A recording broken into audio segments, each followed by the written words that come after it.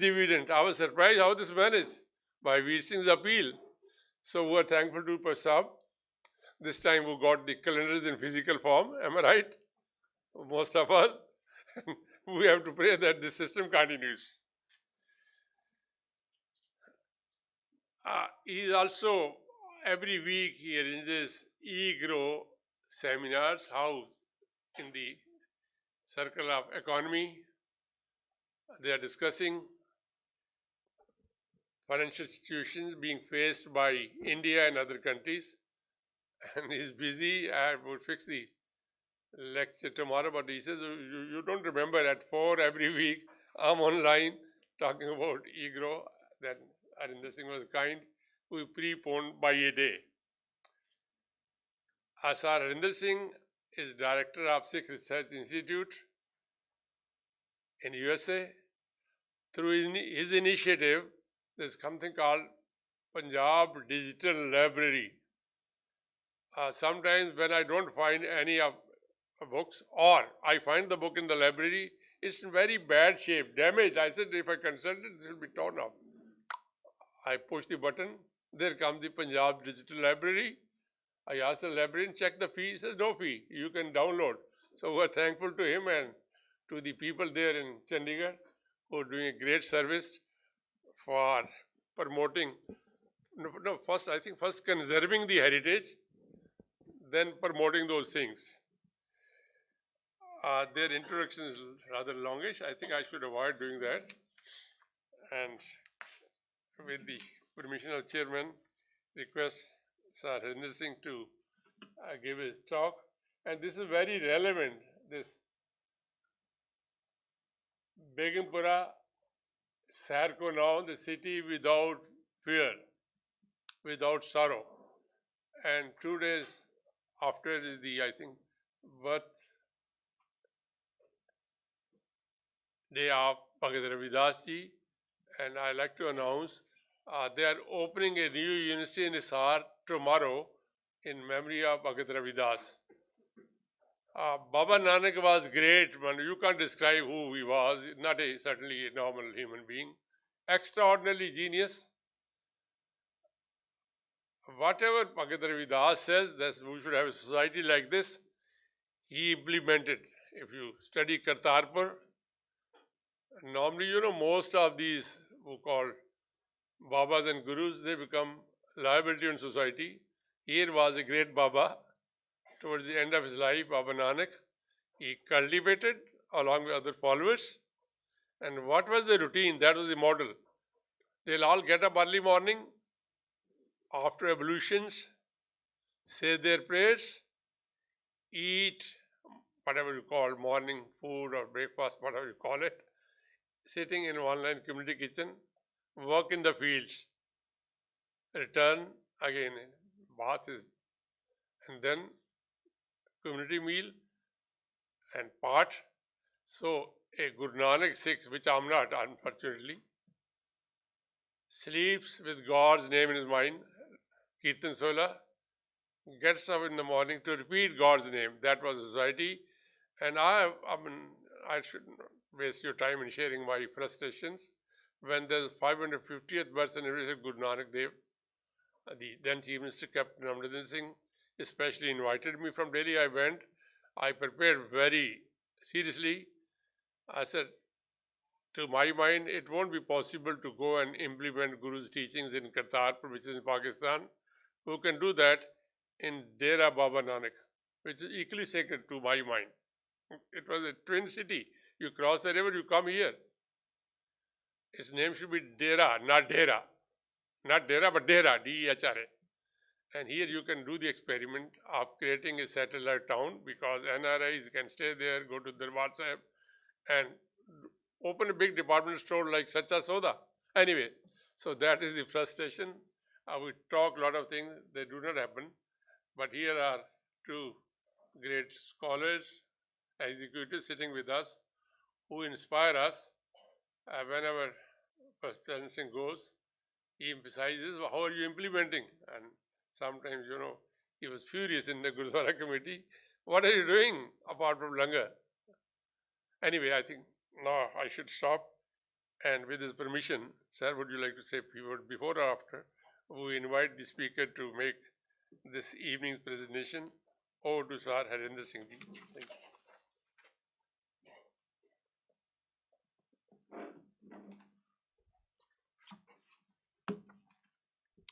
ਵਾਹਿਗੁਰੂ ਜੀ ਕਾ ਖਾਲਸਾ ਵਾਹਿਗੁਰੂ ਜੀ ਕੀ ਫਤਿਹ and good afternoon generally ਮੈਂ PowerPoint presentations ਕਰਦਾ ਬਟ ਮੈਨੂੰ ਹੁਣ ਕਿਹਾ ਗਿਆ ਕਿ ਉਹਦੀ ਲੋੜ ਨਹੀਂ ਸਾਡੀ ਟੀਮ ਵੀ ਕਹਿੰਦੀ ਹੈ ਕਿ ਸਿੱਧੀ ਗੱਲ ਕਰੀਏ ਥੋੜ੍ਹੀ ਜੀ thanks to all of you and doctor Mahinder Singh for hosting this, all of you for coming, and Professor Charan Singh to be chairing this event. It's actually 2 in a row. Last time he was also chairing it. Basic agenda hai aaj da. So I'm going to mix English and Punjabi for the betterment of people maybe in this audience but also online as well. But there is a question of ki Begampura di jehdi vision hai, why is that so important? So we want to get into the why of that. Second gal hai ki jehdi, what is that vision? Begampura. Begam, I know wife's ਲਈ ਵੀ use ਹੁੰਦਾ but ਜੇ ਉਹਦੀ ਨਿਰੁਕਤੀ etymology ਜਾਂ meaning ਵੱਲ ਜਾਈਏ Begam, sorrowless, Pura is a will, so the city without sorrow. What is that city without sorrow? And then how was that actually realized by the Guru Sahib over 239 years? ਹੁਣ introduction 'ਚ ਕਿਹਾ ਗਿਆ Professor Charan Singh is interested in implementation. You bet, because we are not about utopian visions. ਜਿਹੜੀ Sikh vision ਹੈਗੀ, it's about creating lived reality. So we'll get into that a little bit. And then post the Guru Gobind Singh Maharaj period, after 1708, what has been going on with that vision and how we have implemented it. And then we'll come to last 100 years and today's realities. Because essentially, we don't live in the past, but we learn from the past. We learn from the Bani to see what to do now. Which means we have to deal with the reality of things. And the reality of things ਜਿਹੜੀਆਂ ਨੇ ਨਾ ਉਹ ਬਹੁਤ Messi ਨੇ ਸੋ ਜਿਹੜਾ ਆਪਾਂ ਕਹਿੰਦੇ ਆ ਨਾ ਅੱਜ ਕੱਲ੍ਹ ਲੜਾਈ ਨਹੀਂ ਹੋਣੀ ਚਾਹੀਦੀ look, reality is very messy, very bloody, including look at the life of Bhagat Ravidas ji himself. Things are not as we call hunky-dory in Texas. Things are actually uncomfortable. 15 ਹੀ ਭਗਤ ਨੇ ਜਿਸ ਵੇਲੇ ਸੈਂਕੜੋਂ ਭਗਤ ਸੀਗੇ ਹਿੰਦੁਸਤਾਨ ਦੀ ਪਰੰਪਰਾ ਵਿੱਚ ਸਿਰਫ 15 ਹੀ ਕਿਉਂ ਗੁਰੂ ਗ੍ਰੰਥ ਸਾਹਿਬ 'ਚ ਆਏ ਉਹ ਸਾਰੇ 15 ਬੜੇ ਡਿਫਰੈਂਟ ਨੇ ਉਹ ਆਮ ਨਹੀਂ ਸੀਗੇ ਕਿ ਜਿਵੇਂ ਆਪਾਂ ਸੁਣਾਈ ਜਾਂਦੇ ਅੱਜ ਵੀ they are dime a dozen as we call it so Bhagat Ravidas is something different all 15 of them were very different. In fact, I would call them, they were radical Bhagats. In today's contextualization of dictionary meaning of radical, radical means root oriented.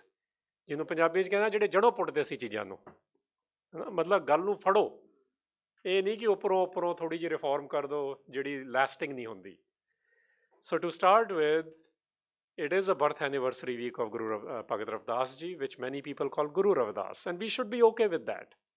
Let me just start with that. Sikh tradition which Guru Arjan Sahib ne title Bhagat rakhya, so we respect that. But if outside of Sikh tradition, if they want to call Ravidas ji, I go to Ravidasi's Gurdwaras. I've spoken to the largest Gurdwara, Ravidasi Gurdwara outside of India is in Surrey, in Barnaby actually, sorry. ਤੇ ਉੱਥੇ issue ਬਣ ਗਿਆ ਸੀ ਮੈਂ ਕਿਹਾ ਇਹਨੂੰ issue ਨਾ ਬਣਾਓ We agree on the vision, let's understand vision ਕੀ ਆ So vision ਸਮਝਣ ਦੇ ਲਈ we have to come back to Guru Granth Sahib first. There is 40 plus ਸ਼ਬਦ in Guru Granth Sahib. ਉੱਥੇ ਮੈਂ 3-4 ਲਾਈਨਾਂ ਤੁਹਾਡੇ ਨਾਲ ਸ਼ੇਅਰ ਕਰਨੀਆਂ ਨੇ ਤਾਂ ਕਿ ਸਾਨੂੰ ਨਾ clearly understanding ਹੋਵੇ who is Bhagat Ravidas ji in Guru Granth Sahib. Outside of Guru Granth Sahib might be debatable, inside Guru Granth Sahib is not debatable. Which means that's the minimum point. Na? So minimum understanding ਕੀ ਹੋਣੀ ਚਾਹੀਦੀ ਹੈ ਸਾਡੀ In that minimum understanding, Guru Ramdas Patsha has written 2 lines on him, which I think we need to take very seriously. And what he has written is, Ravidas Chamar Ustat Kare. He is very clear that he is a Chamar, the so-called the low caste. And his name is Ravidas, but odi ustat karda. Har kirat nimak ek gaye. Har moment, ਉਹ ਸਿਰਫ ਹਰੀ ਜਿਹੜਾ ਆਲ ਪਰਵੇਸਿਵ ਆ ਜਿਹੜਾ ਤੁਹਾਡੇ ਡਰ ਦੂਰ ਕਰਦਾ fear eliminator ਉਹਦੇ ਗੁਣ ਗਾਉਂਦਾ ਪਤਿਤ ਜਾਤ ਉੱਤਮ ਪਿਆ ਜਿਹੜੇ ਹਿੰਦੁਸਤਾਨੀ ਪਰੰਪਰਾ ਦੇ ਮਨੁ ਸਿਮਰਤੀ ਮੁਤਾਬਕ ਵਰਣ ਆਸ਼ਰਮ ਧਰਮ ਮੁਤਾਬਕ ਕੈਸਟ ਸਿਸਟਮ ਕਹਿਣਾ ਉਹ ਠੀਕ ਨਹੀਂ, ਕਿਉਂਕਿ ਈਵਨ ਕੈਸਟ ਵਰਡ ਵੀ if you are not aware, I'm sure many of you are, it's not an Indic word, it's Portuguese. Hindustani ਪਰੰਪਰਾ ਵਿੱਚ ਵਰਣ ਤੇ ਜਾਤ ਹੁੰਦੀ ਆ। ਕੈਸਟ ਵਰਡ ਇਜ਼ ਅੰਡਰਸਟੈਂਡੇਬਲ ਕਿਉਂਕਿ ਸਮਝਾਉਣ ਲਈ ਕਿਹਾ ਜਾਂਦਾ, ਈਵਨ ਅਮਰੀਕਾ 'ਚ ਵੀ ਯੂਜ਼ ਹੁੰਦਾ ਉਹ for African American community as well, which essentially employees ਕਿ ਪਤਿਤ ਜਾਤ ਜਿਹਨੂੰ ਹਿੰਦੁਸਤਾਨੀ ਪਰੰਪਰਾ ਪਤਿਤ ਮੰਨਦੀ ਸੀ, ਉੱਤਮ ਪਿਆ, ਉਹ ਬੈਸਟ ਹੋ ਗਿਆ, which means it has nothing to do with the social construct.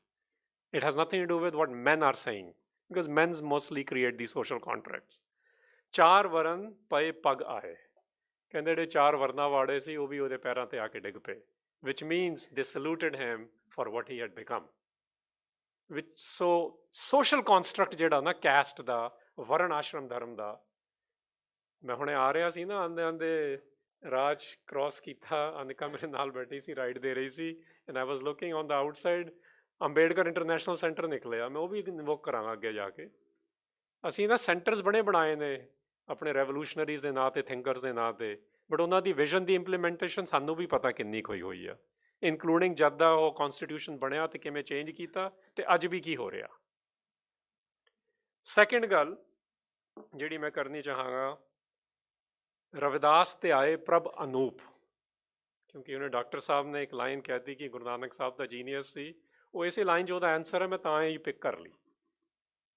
ਸੋ ਇਹ ਗੁਰੂ ਅਰਜਨ ਸਾਹਿਬ ਦੀ ਲਾਈਨ ਆ ਕਿ ਰਵਿਦਾਸ ਤੇ ਆਏ ਪ੍ਰਭ ਅਨੂਪ।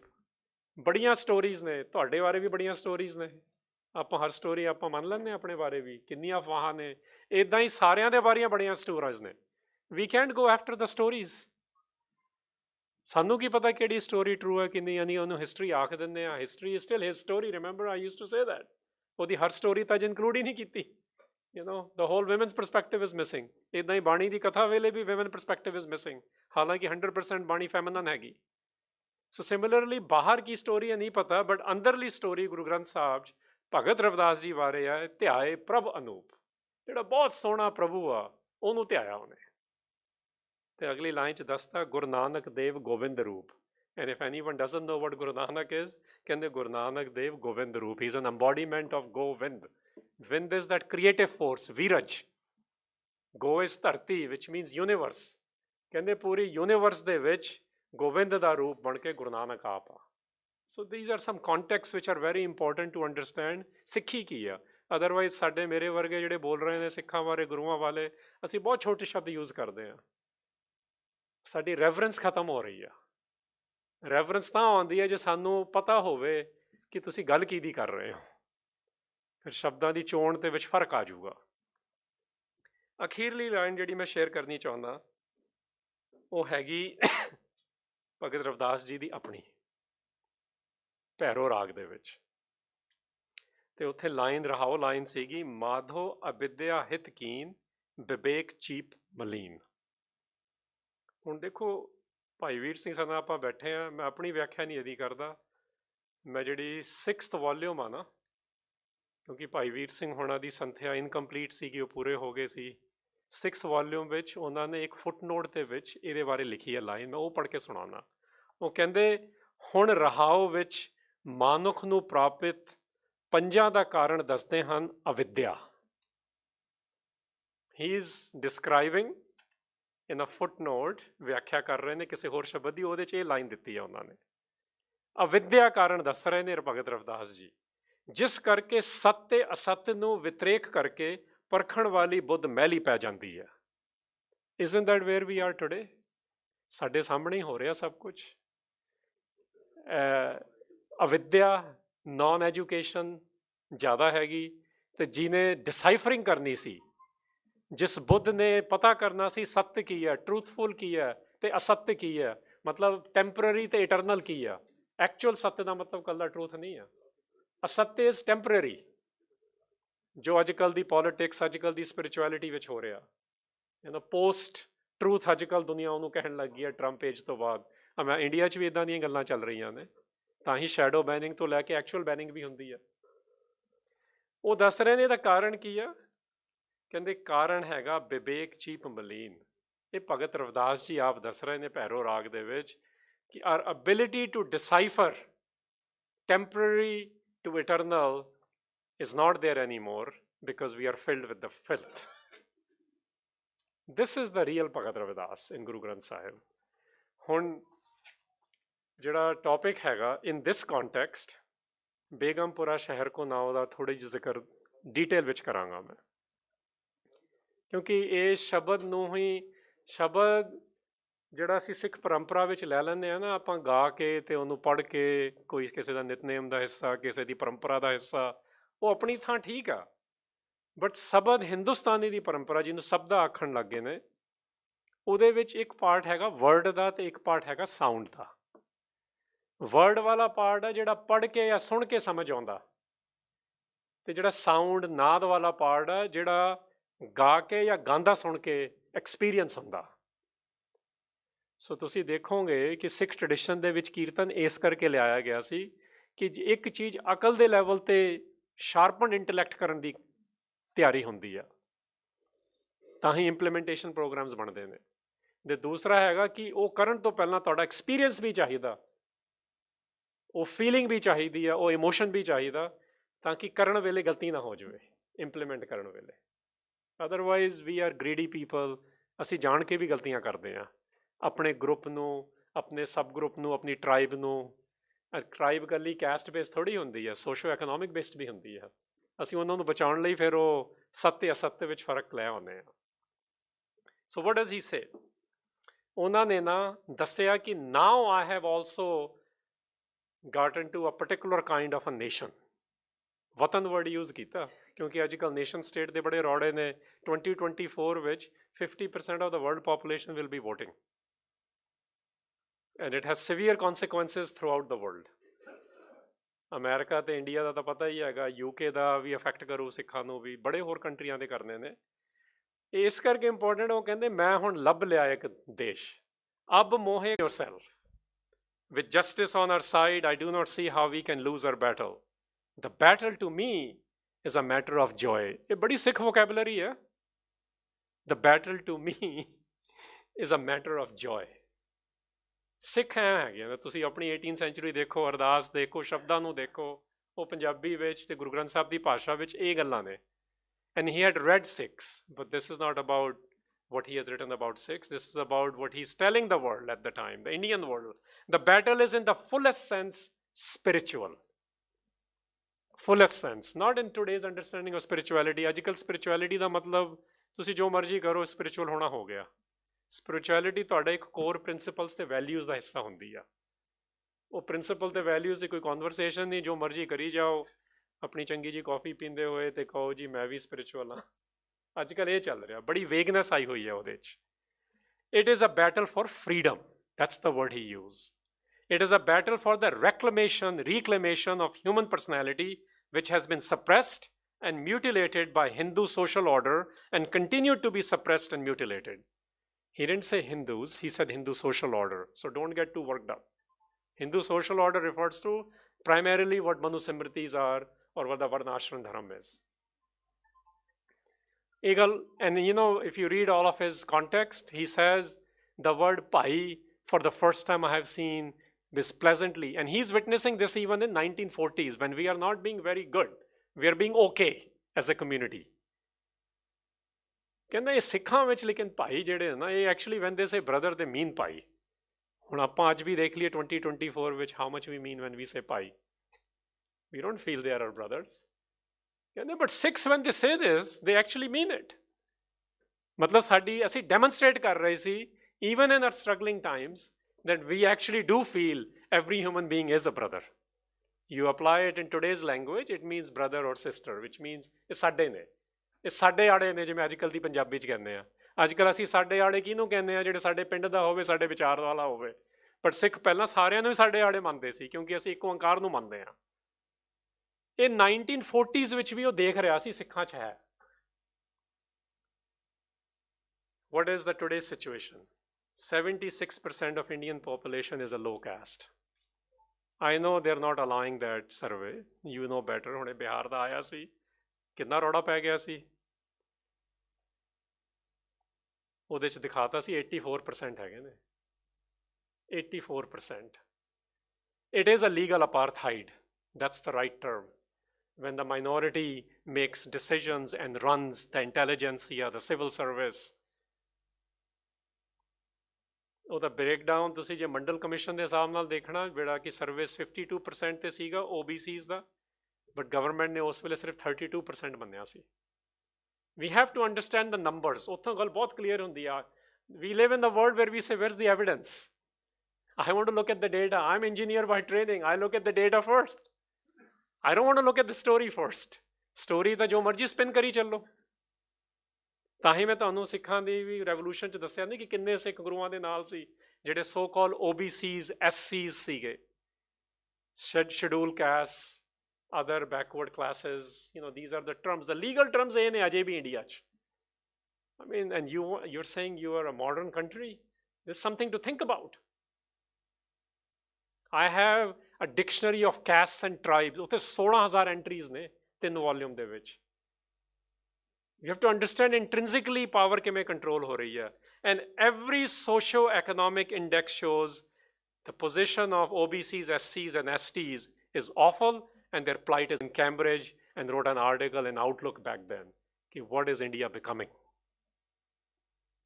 ਜਿਹੇ ਜਿਹੇ ਵੀ ਸੀ ਇੱਕ voice ਦਿੰਦੇ ਸੀ at least some issues ਨੂੰ।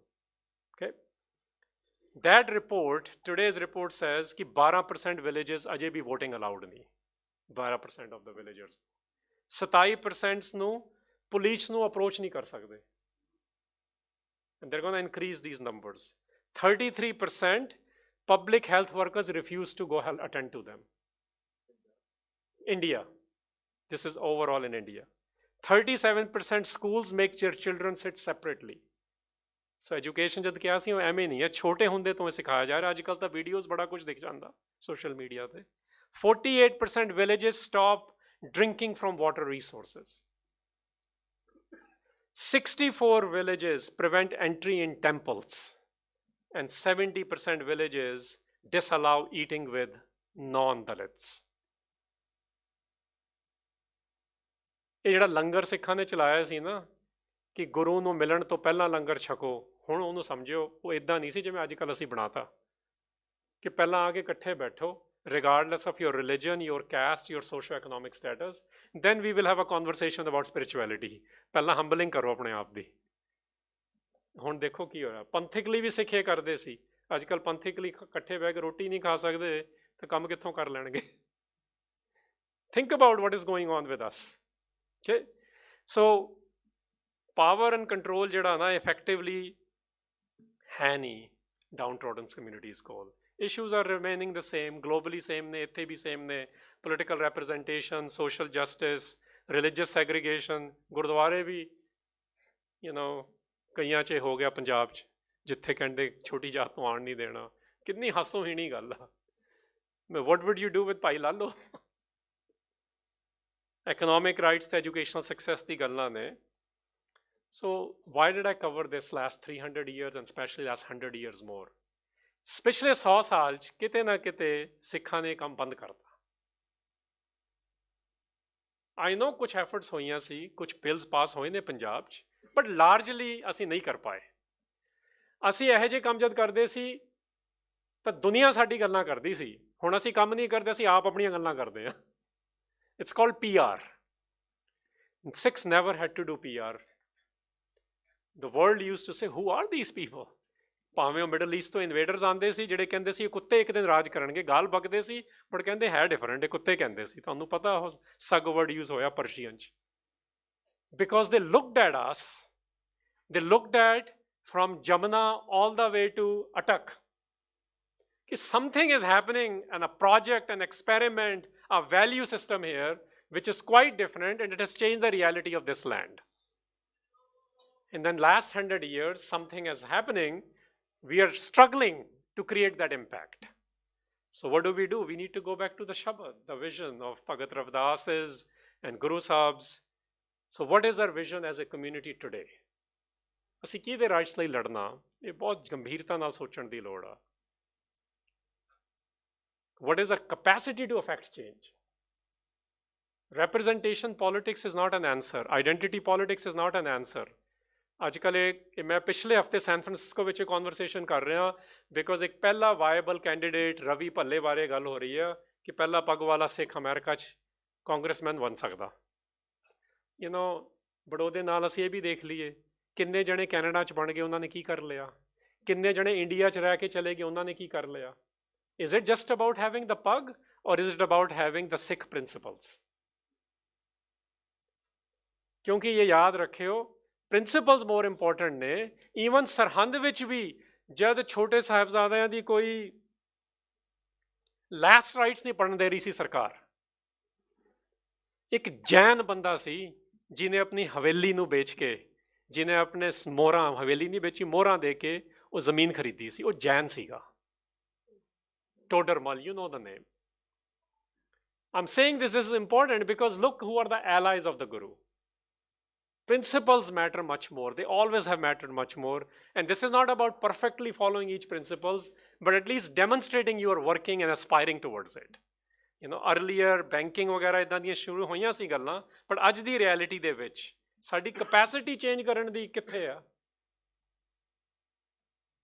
ਐਂਡ ਸਿੱਖ ਸਪਿਰਿਟ ਦੇ ਵਿੱਚ ਕਪੈਸਿਟੀ ਕਦੇ ਵੀ ਨਹੀਂ ਹੁੰਦੀ ਸੀ। ਅਸੀਂ ਗੁਰੂ ਤੋਂ ਥਾਪੜਾ ਲੈ ਕੇ ਕਰ ਦਿੰਦੇ ਸੀ। ਹੁਣ ਅਸੀਂ ਗੁਰੂ ਤੋਂ ਥਾਪੜਾ ਲੈਣ ਦੀ ਥਾਂ ਤੁਹਾਨੂੰ ਪਤਾ ਕਿੰਨਾ ਦੇ ਲੈਂਦੇ ਆ। ਸਮੇਂ ਦੀਆਂ ਸਰਕਾਰਾਂ ਦੇ, ਸਮੇਂ ਦੀਆਂ ਇਹ ਹਰ ਕੇ ਸੰਤ ਨਾ ਆਖੀਏ ਬਾਨਾ ਰਸ ਕੇ ਠੱਗ ਦੇ। ਸੋ ਓਬਵੀਅਸਲੀ ਸਮਕਾਲੀ ਲੈਵਲ ਤੇ you or me or our tribe may win certain points, but Begampura is not getting established. And this is some of the reasons why it is not. What is our ability to take advantage of an opportunity? This is if you are seriously thinking about these things, we have to think. Every time there's a threat, there is equal opportunity as well. Opportunity ਆ ਰਹੀ ਹੈ ਤਾਂ ਅਸੀਂ ਜੇ vision clear ਆ, ਜੇ capacity building ਹੋਈ ਹੋਵੇ ਤਾਂ ਫਿਰ ਅਸੀਂ ਕੰਮ ਖਿੱਚ ਸਕਦੇ ਹਾਂ, ਤੇ ਅਸੀਂ ਖਿੱਚਿਆ ਵੀ ਹੈ ਪਹਿਲਾਂ। I'm pretty sure ਦੁਬਾਰਾ ਖਿੱਚ ਸਕਦੇ ਹਾਂ। But we have to answer, answer ਨੂੰ, ਓਪਰਚੁਨਿਟੀ ਨੂੰ ਆਨਸਰ ਕਰਨ ਦਾ ਮਤਲਬ ਇਹ ਨਹੀਂ ਹੁੰਦਾ ਕਿ ਸਾਰੀ ਕੌਮ ਇਹ ਕੰਮ ਕਰੇ। ਸਾਰੀ ਕੌਮ ਕਦੇ ਕੁਛ ਨਹੀਂ ਕਰਦੀ ਸੀ। ਗੁਰੂ ਸਾਹਿਬ ਨਾਲ ਵੀ 1 ਤੋਂ 2% ਸਿੱਖ ਹੀ ਹੁੰਦੇ ਸੀ। ਮੋਸਟਲੀ ਤਾਂ ਮਜ਼ੇ ਲੈਂਦੇ ਸੀ ਪਿੱਛੇ ਬਹਿ ਕੇ, including his own family members. Sometimes their family members collaborated with the state to get them assassinated also. That's what happened with Guru Arjan. So be very, very clear about the data. Our allies, the Guru's allies, are the ones ਜਿਹੜੇ principally ਹਰੇਕ ਦੀ fear ਨੂੰ ਖਤਮ ਕਰਨਾ ਚਾਹੁੰਦੇ ਨੇ। So basic work is, I would say, in South Asia ਤੇ India ਦੇ ਵਿੱਚ ਜੇ ਦੇਖਣਾ, political freedom ਤੇ socio-economic freedom is the real issue. ਕੋਈ ਤੁਹਾਨੂੰ ਨਹੀਂ ਰੋਕਦਾ, ਤੁਸੀਂ ਘਰ ਦੇ ਵਿੱਚ ਬਹਿ ਕੇ ਕਿਹਦੀ ਭਗਤੀ ਕਰਨੀ ਹੈ ਕਰੀ ਚੱਲੋ। ਬਾੜਾ ਉਹਦਾ ਰੌੜਾ ਨਹੀਂ ਪਾਉਣਾ ਚਾਹੀਦਾ। ਉਹ ਅੱਜ ਕੱਲ੍ਹ ਹੋਰਾਂ ਨੂੰ ਦੇਖ ਕੇ ਅਸੀਂ ਵੀ ਰੌੜੇ ਪਾਈ ਜਾਂਦੇ ਹਾਂ। But what did Jahangir say to Guru Arjan Sahib? He never said, he said, ਪੀਰੀ ਜਾਰੀ ਰੱਖੋ, ਇਹ ਮੀਰੀ ਬੰਦ ਕਰੋ। Did he stop? ਇਹੀ ਅੱਜ ਵੀ ਕਿਹਾ ਜਾਂਦਾ ਸਿੱਖਾਂ ਨੂੰ। ਇਨਫੈਕਟ ਜਦ ਦਾ ਸਾਡਾ ਇਕਨੋਮਿਕ ਤੇ ਪੋਲੀਟੀਕਲ ਕੰਮ ਖਤਮ ਹੋਇਆ ਨਾ ਲੋਕਾਂ ਦੇ ਲਈ, ਅਸੀਂ ਪਾਵਰ ਨੂੰ ਕੈਪਚਰ ਆਪਣੇ ਲਈ ਨਹੀਂ ਖਤਮ ਕਰ। ਮੈਂ ਸਰਦਾਰ ਜਗਜੀਤ ਸਿੰਘ ਦੀ ਗੱਲ ਕਰਦਾ ਇੱਕੋ ਗੱਲ ਦੱਸੀ ਸੀ ਕਿ ਐਗੈਲੀਟੇਰੀਅਨ ਸੋਸਾਇਟੀ, ਦੂਸਰਾ ਸੀ fighting religious and political domination. ਦੋਨੋਂ ਡੋਮੀਨੇਸ਼ਨਸ ਨੂੰ ਫਾਈਟ ਕਰਨਾ, ਰਿਲੀਜੀਅਸ ਐਂਡ ਪੋਲੀਟੀਕਲ। ਐਂਡ ਤੀਸਰਾ ਸੀ capturing political power for a plebeian mission, which means commoners ਦੇ ਲਈ। ਆਪਣੇ ਲਈ ਰਾਜ ਨਹੀਂ ਲੈਣਾ, ਜਨਤਾ ਦੇ ਲਈ ਰਾਜ ਲੈਣਾ। ਰਾਜ ਲੈਣ ਦੇ ਲਈ socio-economic and political freedom is the number one issue. This is what the world is wanting. Begampura ਸ਼ਹਿਰ ਕੋਨਾਹ ਵਿੱਚ ਵੀ ਇਹੀ ਗੱਲ ਹੋਈ ਹੈ। ਤੇ ਸਿੱਖਾਂ ਦੇ ਵਿੱਚ I would say the number one thing is ਸਾਡੇ ਇੰਸਟੀਟਿਊਸ਼ਨਸ ਕੰਪਲੀਟਲੀ ਹਾਈਜੈਕ ਹੋ ਗਏ ਨੇ, ਉਹਨਾਂ ਨੂੰ ਰੀਕਲੇਮ ਕਰਨ ਦੀ ਲੋੜ ਆ। ਸਾਡੀ ਕਪੈਸਿਟੀ ਉੱਥੋਂ ਵੀ ਬਹੁਤ ਆ ਸਕਦੀ ਹੈ, including monetary. I mean, it's no secret the 3 highest budget Sikh organizations in India are now in allyship with the 3 political parties. One with BJP, one with SAD, one with AAP. And ਤੁਹਾਨੂੰ ਲੱਗਦਾ ਕਿ ਸਿੱਖਾਂ ਦੇ institution ਨੇ? This is the data. But they are not those political parties' institutions, but they have been taken over by those political parties. And that's a lot of money, which is getting fueled in different ways. So let's reclaim our institutions. Professor Puran Singh ਦੀ ਗੱਲ ਕਰਕੇ ਮੈਂ ਖਤਮ ਕਰਦਾ ਗੱਲ। ਉਹ ਕਹਿੰਦੇ Liberty is the breath of true culture. ਇਹ ਸਾਡੇ ਪੋਇਟਸ ਲਿਖ ਰਹੇ ਨੇ। ਤੁਹਾਨੂੰ ਐ ਨਾ ਲੱਗੇ ਕੋਈ ਖਾੜਕੂਏ ਲਿਖ ਰਿਹਾ, ਖਾੜਕੂ ਇਹਦੇ 'ਚ ਬਿਲੀਵ ਕਰਦੇ ਨੇ। ਕਹਿੰਦੇ Liberty is the breath of true culture, ਮਤਲਬ ਫਰੀਡਮ, ਪ੍ਰਭੂ ਸੱਤਾ ਪੰਜਾਬੀ ਜਿਹਨੂੰ ਅਸੀਂ ਆਖਦੇ ਹਾਂ। ਕਹਿੰਦੇ ਅਸਲੀ ਸੱਭਿਆਚਾਰ ਵਿੱਚ ਤਾਂ ਉਹ ਹੁੰਦਾ ਖੁੱਲ੍ਹ। ਪ੍ਰੋਫੈਸਰ ਪੂਰਨ ਸਿੰਘ ਦੀ ਕਿਤਾਬ ਦਾ ਨਾਂ ਹੀ ਹੈ ਖੁੱਲ੍ਹੇ ਘੁੰਡ, ਖੁੱਲ੍ਹੇ ਮੈਦਾਨ। ਲੋਕ ਖੁੱਲ੍ਹ ਹੋਣੀ, ਖੁੱਲ੍ਹ ਮਤਲਬ ਫਰੀਡਮ ਹੋਣੀ। The Sikhs raised by the Guru fought for freedom. They were defeated. ਇਹ ਗੱਲ ਸਮਝਣ ਵਾਲੀ ਹੈ। They might be defeated again. All attempts at liberty generally end in defeat. But their very fighting for liberty is the mark of the new soul consciousness that the Guru had awakened in them. This is in the spirit of the Sikh. ਸਿੱਖਾਂ ਨੇ ਕਦੇ ਪਰਵਾਹ ਨਹੀਂ ਕੀਤੀ ਕਿ ਅਸੀਂ ਜਿੱਤਣਾ। ਇਹ ਅਸੀਂ ਕਦੇ ਸੋਚਦੇ ਨਹੀਂ ਸੀ ਜਿੱਤਣਾ। ਆਪਾਂ ਕਹਿੰਦੇ ਸੀ ਤੂੰ ਜੋ ਮਰਜ਼ੀ ਕਰਾ, ਸਾਡਾ ਕੰਮ ਤਾਂ ਜਿਵੇਂ ਉਹ ਹੀਰ ਦੇ ਵਿੱਚ ਆਉਂਦਾ, ਮਾਲੀ ਦਾ ਕੰਮ ਪਾਣੀ ਦੇਣਾ, ਉਹ ਭਰ ਮਸ਼ਕਾਂ ਪਾਵੇ। ਉਸ ਮਾਲਕ ਦਾ ਕੰਮ ਫਲ ਫੁੱਲ ਲਾਣਾ, ਭਾਵੇਂ ਲਾਵੇ ਜਾਂ ਨਾ ਲਾਵੇ। ਇਹ ਪੰਜਾਬੀ ਪੋਇਟਰੀ 'ਚ ਸੀ। ਸਿੱਖਾਂ ਨੇ ਇਹਨੂੰ ਕੀ ਲੈ ਲਿਆ ਕਿ ਜੋ ਗੁਰੂ ਦਾ ਹੁਕਮ ਅਸੀਂ ਉਹ ਕਰਨਾ, ਹਾਰਨਾ ਜਿੱਤਣਾ ਸਾਨੂੰ ਕੋਈ ਮਤਲਬ ਨਹੀਂ। That's R history. I think in its somewhat ਸਾਡੀ ਸਾਈਕੀ ਵਿੱਚ ਅਜੇ ਵੀ ਹੈ। ਵੀ ਕੀਪ ਟਰਾਈਂਗ ਇਨ ਲਾਸਟ 70 years ਅਗੇਨ, ਇੰਡੀਆ ਦੇ ਲਈ, ਪੰਜਾਬ ਦੇ ਲਈ, ਦਲਿਤਾਂ ਦੇ ਲਈ, ਬਟ ਅਸੀਂ ਹਾਰੀ ਜਾ ਰਹੇ ਹਾਂ। ਵਿਚ ਮੀਨਸ ਕਿ ਸਾਨੂੰ ਅਜੇ ਗੁਰੂ ਦਾ ਥਾਪੜਾ ਹੋਰ ਚਾਹੀਦਾ। ਜਿਵੇਂ ਕੁਲਦੀਪ ਮਾਣਕ ਦੀ ਵਾਰ ਆ ਨਾ, ਬੰਦੇ ਸਿੰਘ ਬਹਾਦਰਵਾੜੀ, ਬੰਦੇ ਬਹਾਦਰ ਦੀ, ਉਹ ਸੁਣਿਓ ਦੁਬਾਰਾ ਬਹਿ ਕੇ। ਉਸ ਤੋਂ ਬੈਟਰ ਮੈਂ ਨਹੀਂ ਐਕਸਪਲੇਨ ਕਰ ਸਕਦਾ। ਉਹ ਕਹਿੰਦੇ ਉਹਨੇ ਤਾਂ ਗੁਰੂ ਦਾ ਥਾਪੜਾ ਲਿਆ ਤੇ ਕਰਤਾ ਸਾਰਾ ਕੁਛ। ਵਿਚ means we are not ready, we are not prepared to receive Guru da Thapda. This is the soul consciousness Professor Puran Singh was talking about. So let's recall what Begampura is. Begampura is a city without sorrow. City without sorrow, which was implemented as a blueprint between Kartarpur and Anandpur Sahib in 9 different cities. Eventually consolidated by Misls and Ranjit Singh, and then a downfall started because it became personal and private at some point. It has 3 elements. There's the spiritual elements, which means people who are there, they feel the divine presence. ਉਹ ਇੱਕ ਨੂੰ ਮਹਿਸੂਸ ਕਰਦੇ ਨੇ, ਉਹ ਇੱਕ ਦੇ ਬਾਰੇ ਗੱਲਾਂ ਨਹੀਂ ਕਰਦੇ। ਜਿਹੜਾ ਉਹਨੂੰ ਹਾਜ਼ਰ ਨਾਜ਼ਰ ਜਾਣੂ, ਉਹ ਕਿੱਥੋਂ ਗਲਤ ਕੰਮ ਕਰ ਦੂ। ਉਹ ਮੇਰੇ ਵਰਗੇ ਅਸੀਂ ਬੋਲਦੇ ਹਾਂ ਹਾਜ਼ਰ ਨਾਜ਼ਰ ਤੇ ਗਲਤ ਹੋ ਹੀ ਜਾਂਦਾ, because we don't feel that presence. That's the real spirituality, feeling the divine presence. Second is economic stability. Political stability ਕਦ ਆਊਗੀ? When there is no second and third class citizenship.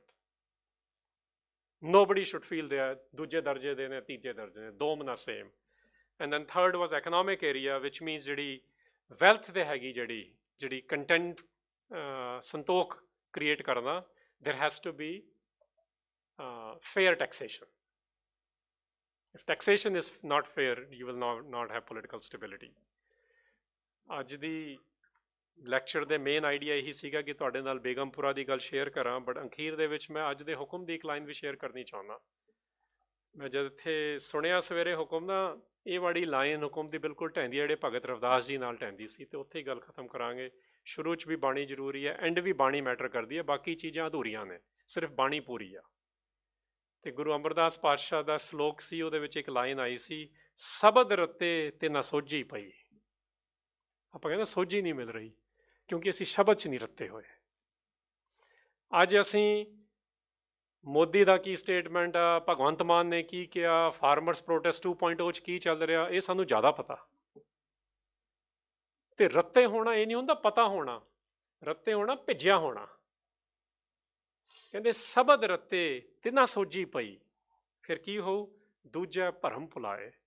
All other doubts and delusions which are being created, that's how they go away. Right now, you know, the companies are paid to create delusions. This is the era we live in. SCOs, IT cells, that's exactly what they're doing. Misinformation ਵਧਾਉਣੀ ਸਭ ਤੋਂ ਜ਼ਿਆਦਾ ਸੌਖੀ ਹੈ ਇਸ ਵੇਲੇ।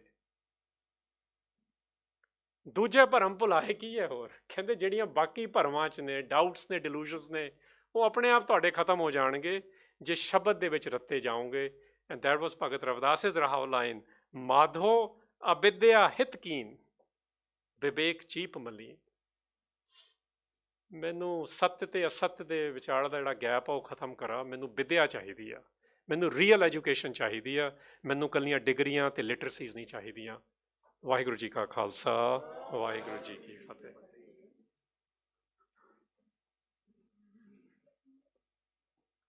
ਠੀਕ ਹੈ, ਮੈਂ ਬੇਨਤੀ ਕਰਾਂਗਾ ਪ੍ਰੋਫੈਸਰ ਚਰਨ ਸਿੰਘ ਹੋਰਾਂ ਨੂੰ ਆਪਣੇ ਪ੍ਰਧਾਨਗੀ ਕਮੈਂਟਸ ਦੇਣ। ਵਾਹਿਗੁਰੂ ਜੀ ਕਾ ਖਾਲਸਾ, ਵਾਹਿਗੁਰੂ ਜੀ ਕੀ ਫਤਿਹ। ਹਰਿੰਦਰ ਇਹਨਾਂ ਦੀ ਰੈਪੂਟੇਸ਼ਨ ਹੈਗੀ ਹੈ, ਖੋਜ ਕਰਕੇ ਆਉਂਦੇ ਨੇ ਅਤੇ ਆ ਕੇ ਫਿਰ ਸਾਨੂੰ ਸਾਰਿਆਂ ਨੂੰ ਨੀਂਦ ਤੋਂ ਉਠਾਉਂਦੇ ਨੇ। ਇਹਨਾਂ ਨੇ ਅਖੀਰ ਕੀਤੀ ਹੈ ਸ਼ਬਦ ਵਿੱਚ ਭਿੱਜੇ ਹੋਣ ਦੀ ਗੱਲ, ਤਾਂ ਮੈਂ ਉੱਥੋਂ ਸ਼ੁਰੂ ਕਰਾਂ।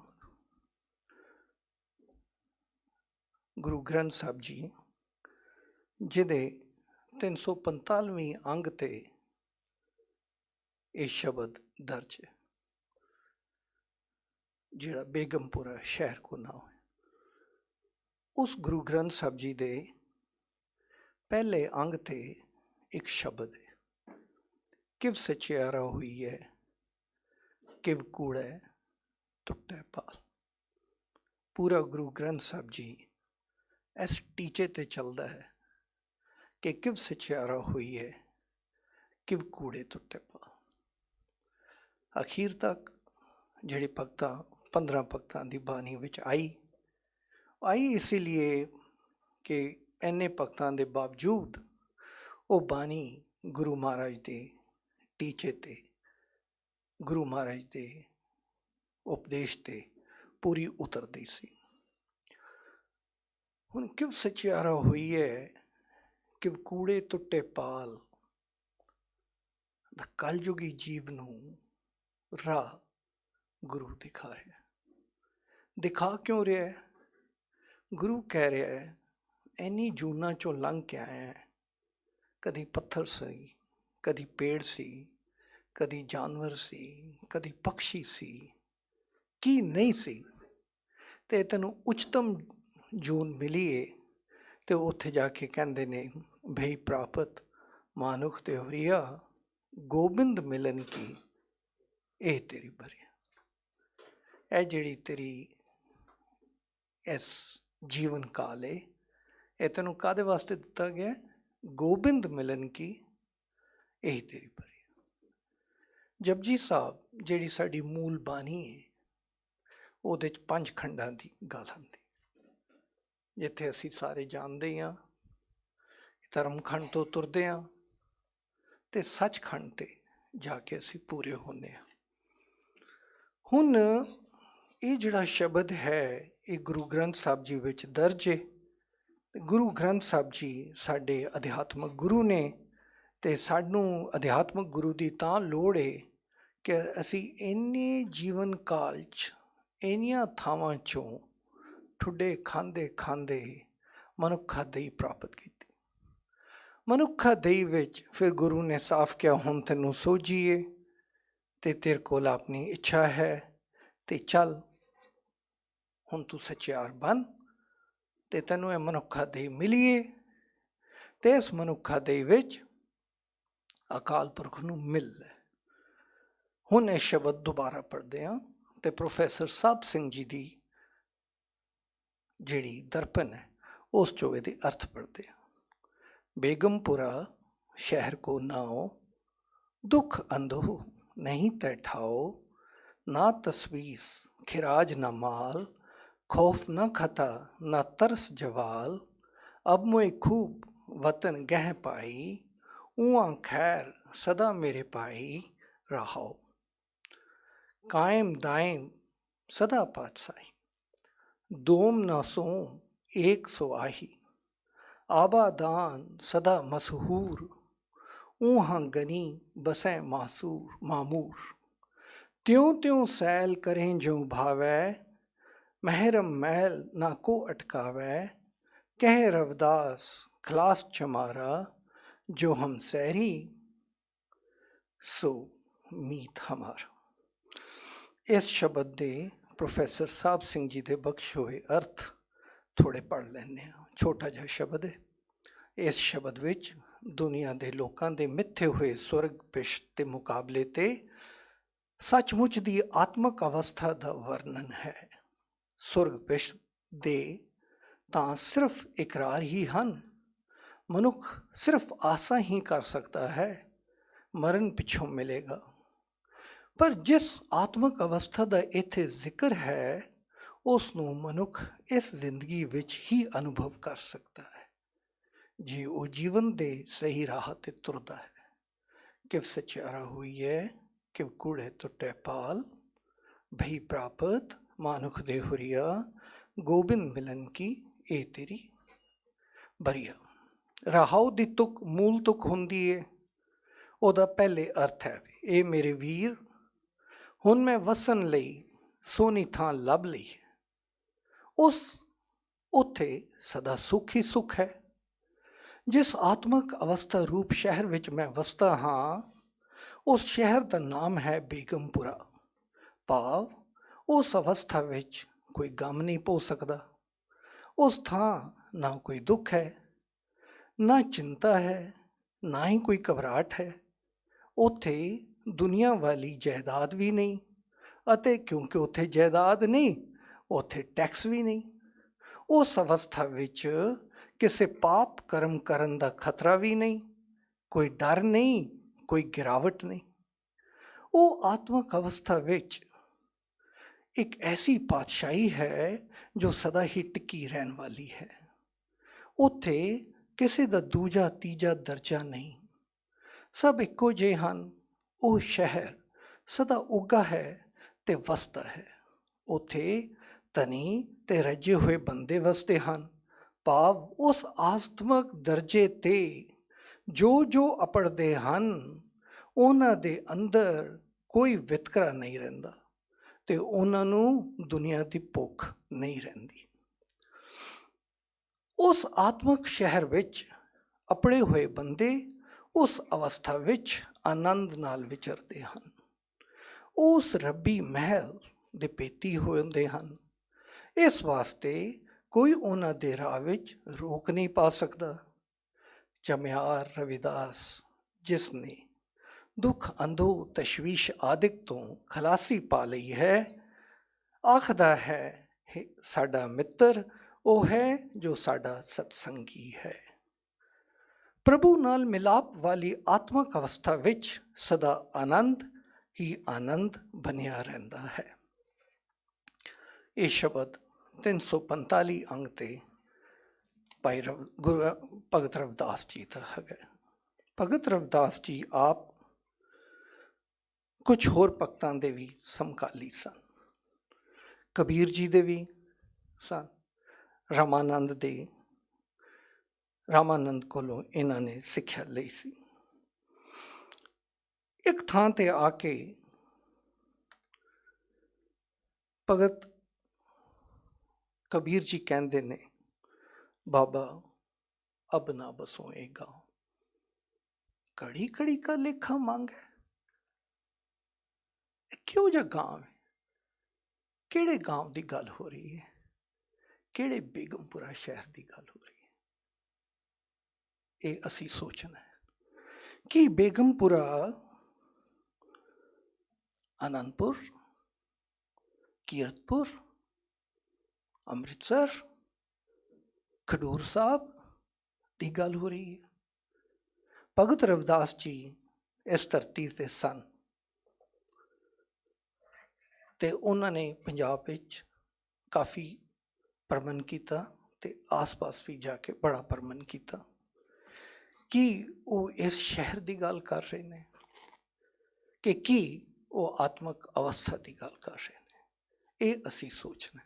ਹੁਣ ਗੁਰੂਆਂ ਦੀ ਬਾਣੀ ਹੈ, ਅਸੀਂ ਤੁਛ ਜੀਵਾਂ, ਸਾਡੀ ਇੰਨੀ ਕੁ ਮੱਤ ਹੈ ਤੇ ਉਸ ਮੱਤ ਮੁਤਾਬਿਕ ਇਹ ਆਦਰਸ਼ ਚੀਜ਼ ਨੂੰ ਅਸੀਂ ਸਮਝਣਾ।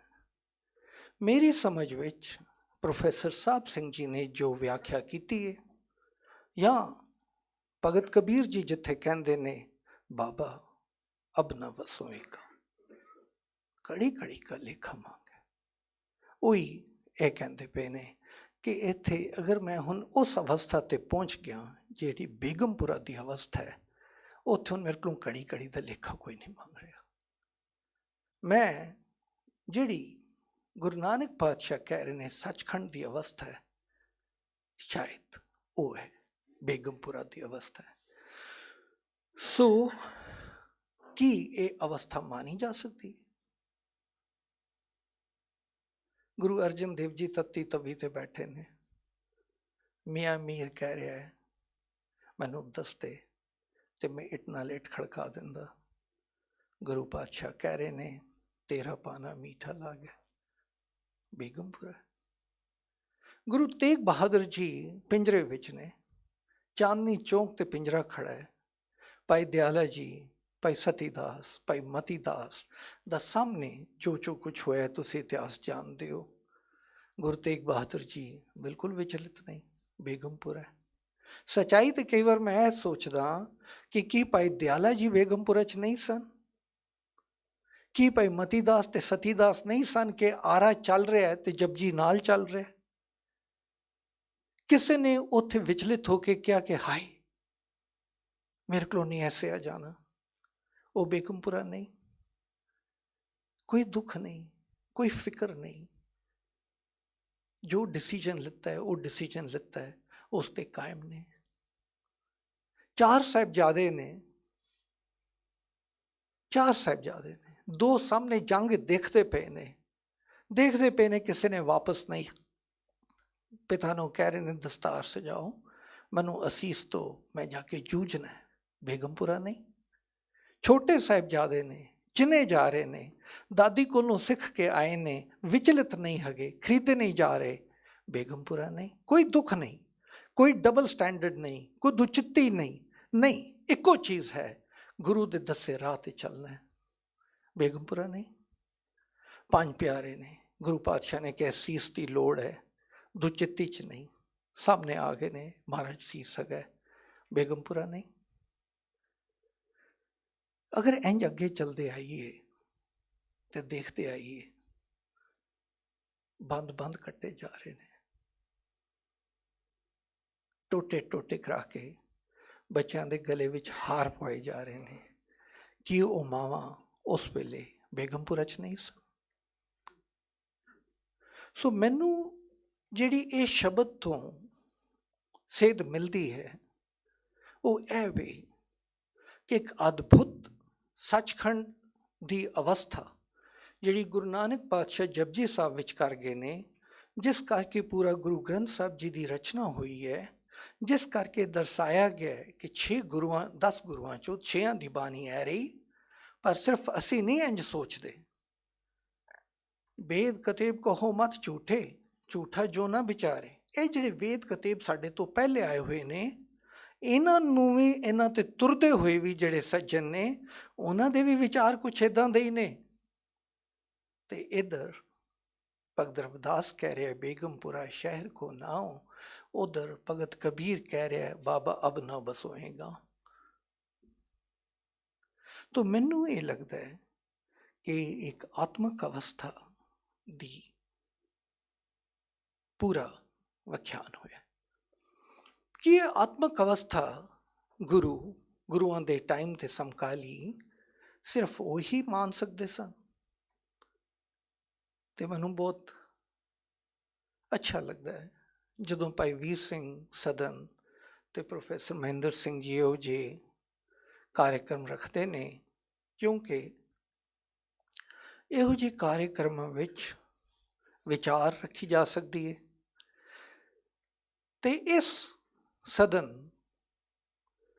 ਕਿਉਂਕਿ ਭਾਈ ਵੀਰ ਸਿੰਘ ਜੀ ਦੇ ਨਾਂ ਉੱਤੇ, ਤੇ ਮੈਂ ਸੋਚ ਰਿਹਾ ਸੀ ਇੱਥੇ ਆਉਣ ਤੋਂ ਪਹਿਲੇ ਕੀ ਭਾਈ ਵੀਰ ਸਿੰਘ ਜੀ ਬੇਗਮਪੁਰਾ ਦੀ ਅਵਸਥਾ ਮੰਨਦੇ ਸਨ? ਕੀ ਉਹਨੂੰ ਅਸੀਂ ਪ੍ਰੈਕਟੀਕਲ ਕਰ ਸਕਦੇ ਹਾਂ?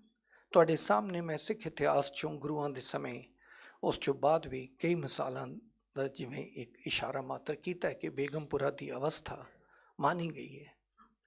ਕੀ ਭਾਈ ਵੀਰ ਸਿੰਘ ਜੀ ਬੇਗਮਪੁਰਾ ਦੀ ਅਵਸਥਾ ਮੰਨਦੇ ਸਨ? ਤਾਂ ਭਾਈ ਵੀਰ ਸਿੰਘ ਜੀ ਦੀਆਂ ਜਿੰਨੀਆਂ ਵੀ ਰਚਨਾਵਾਂ ਪੜ੍ਹੋ, ਗੁਰੂ ਨਾਨਕ ਚਮਤਕਾਰ ਹੀ ਪੜ੍ਹ ਲਓ, ਤੁਸੀਂ ਵੇਖੋਗੇ ਜਿਸ ਤਰੀਕੇ ਵਰਣਨ ਕਰ ਰਹੇ ਨੇ ਉਹ ਤੇ ਇੱਕ ਅਦਭੁਤ, ਬਹੁਤ ਉੱਚੀ ਆਤਮਕ ਉਡਾਰੀ ਦੀ ਅਵਸਥਾ ਹੈ। ਪਰ ਜੋ ਜੇ ਨਾਵਲ ਵੀ ਰਚ ਰਹੇ ਨੇ ਉਹਦੇ 'ਚ ਵੀ ਉਹੀ ਚੀਜ਼ ਦਿਖ ਰਹੀ ਹੈ। ਅਤੇ ਇਸ ਤੋਂ ਇਲਾਵਾ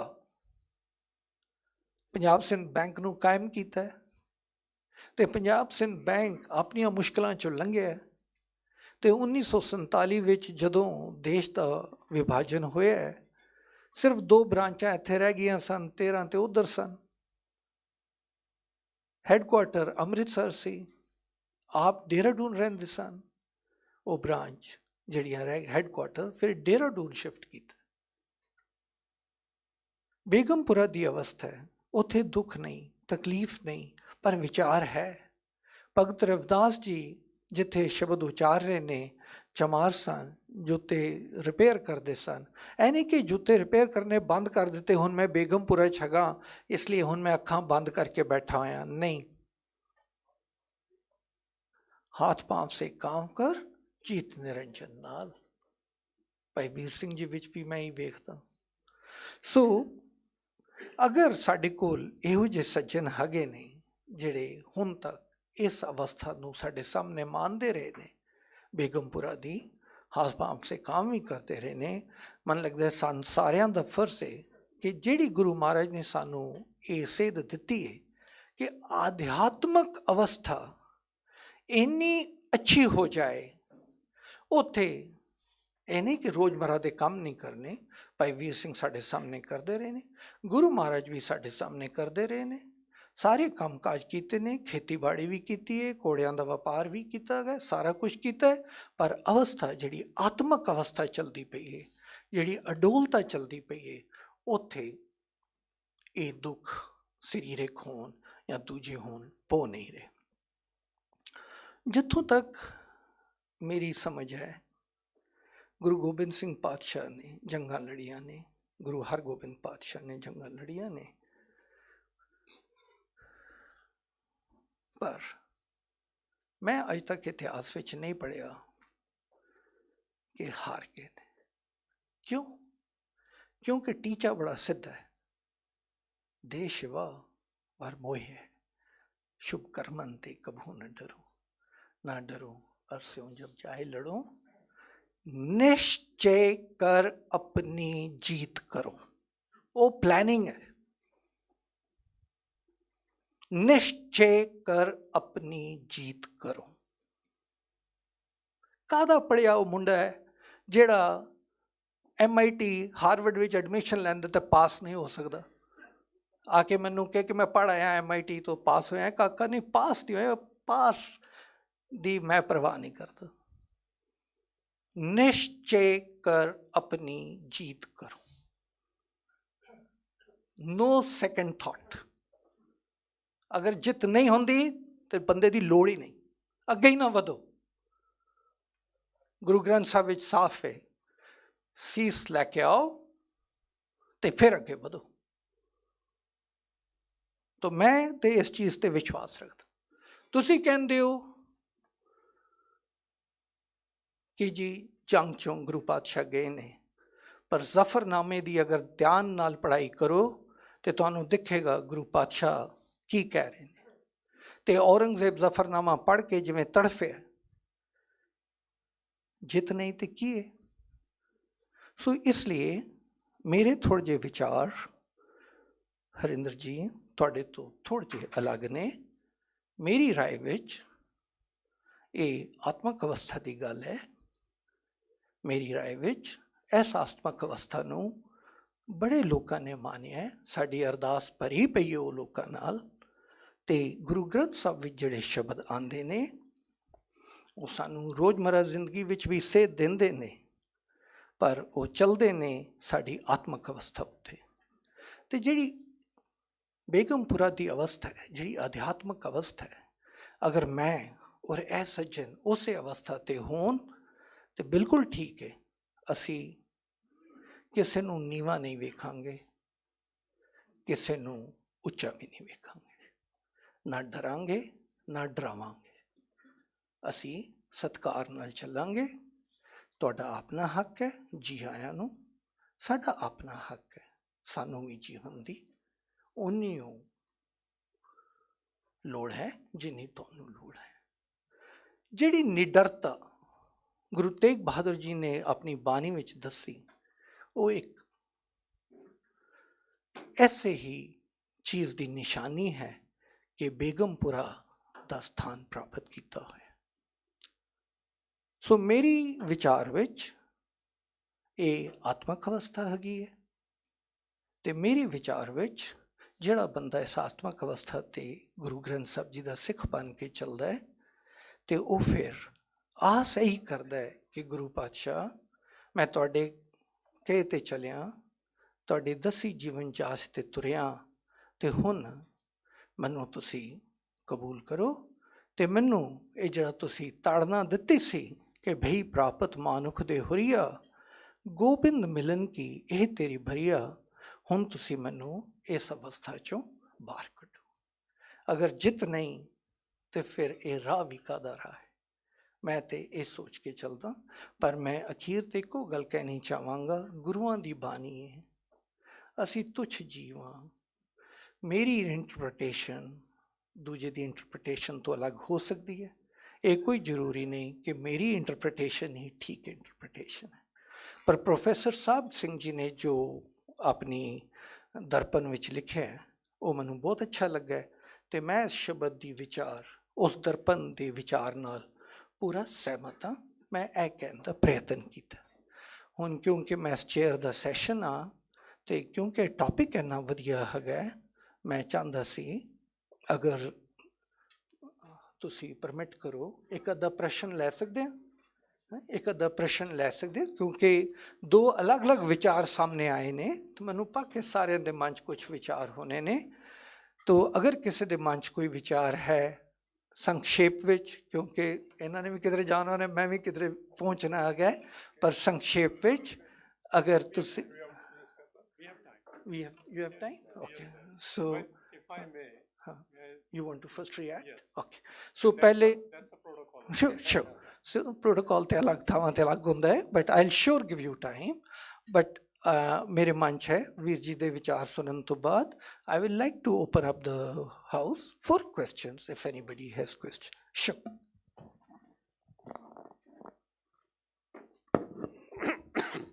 First of all, thank you, Professor Charan Singh ji, for sharing your views based on Professor Saab Singh's Darpan.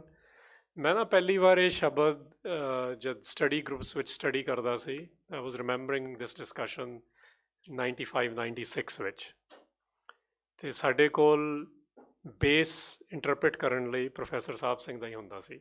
English ਵਾਲੇ ਤਾਂ ਇਸ ਤੋਂ ਵੀ ਮਾੜੇ ਸੀ। And I actually distinctly remember this conversation even back then. Professor Sahib Singh ਨੇ ਬਹੁਤ ਵੱਡਾ ਮੋਨੂਮੈਂਟਲ ਕੰਮ ਕੀਤਾ, please do not misunderstand me, but ਇਹਦੇ ਵਿੱਚ ਅਸੀਂ ਬਹੁਤ ਲਫ਼ਜ਼ ਆਪਣੇ ਪਾਤੇ। ਪ੍ਰੋਬਲਮ ਦੋ ਹੀ ਰਿਸਪੌਂਸ ਨੇ ਮੇਰੇ। ਇੱਕ ਹੈਗਾ, ਉਹਨਾਂ ਨੇ ਨਾ ਆਪਣੀ ਫਰੇਮਵਰਕ ਬਣਾਇਆ ਸੀ ਪਹਿਲਾਂ। I am one of those who's a nerd who reads everything about him then. ਉਹਨਾਂ ਨੇ ਨਾ ਫਰੇਮਵਰਕ ਬਣਾਇਆ ਗੁਰਬਾਣੀ ਦੀ ਇੰਟਰਪ੍ਰੀਟੇਸ਼ਨ ਦਾ, ਅਤੇ ਉਹਦਾ ਨਾਂ ਰੱਖਿਆ ਸੀ ਗੁਰਬਾਣੀ ਵਿਆਕਰਣ। ਉਹਦੇ ਵਿੱਚ ਉਹਨਾਂ ਨੇ ਦੱਸਿਆ ਕਿ ਮੈਂ ਕੀ ਕਰ ਰਿਹਾ। In fact he never called it interpretation. ਇਹ ਵੀ ਸਾਡਾ ਲਫ਼ਜ਼ ਆ। ਦਰਪਣ ਲਫ਼ਜ਼ ਉਹਨਾਂ ਨੇ ਵਰਤਿਆ, ਵਿਚ ਮੀਨਸ ਮਿਰਰ, ਕਿ ਮੈਨੂੰ ਕੀ ਦਿਖ ਰਿਹਾ।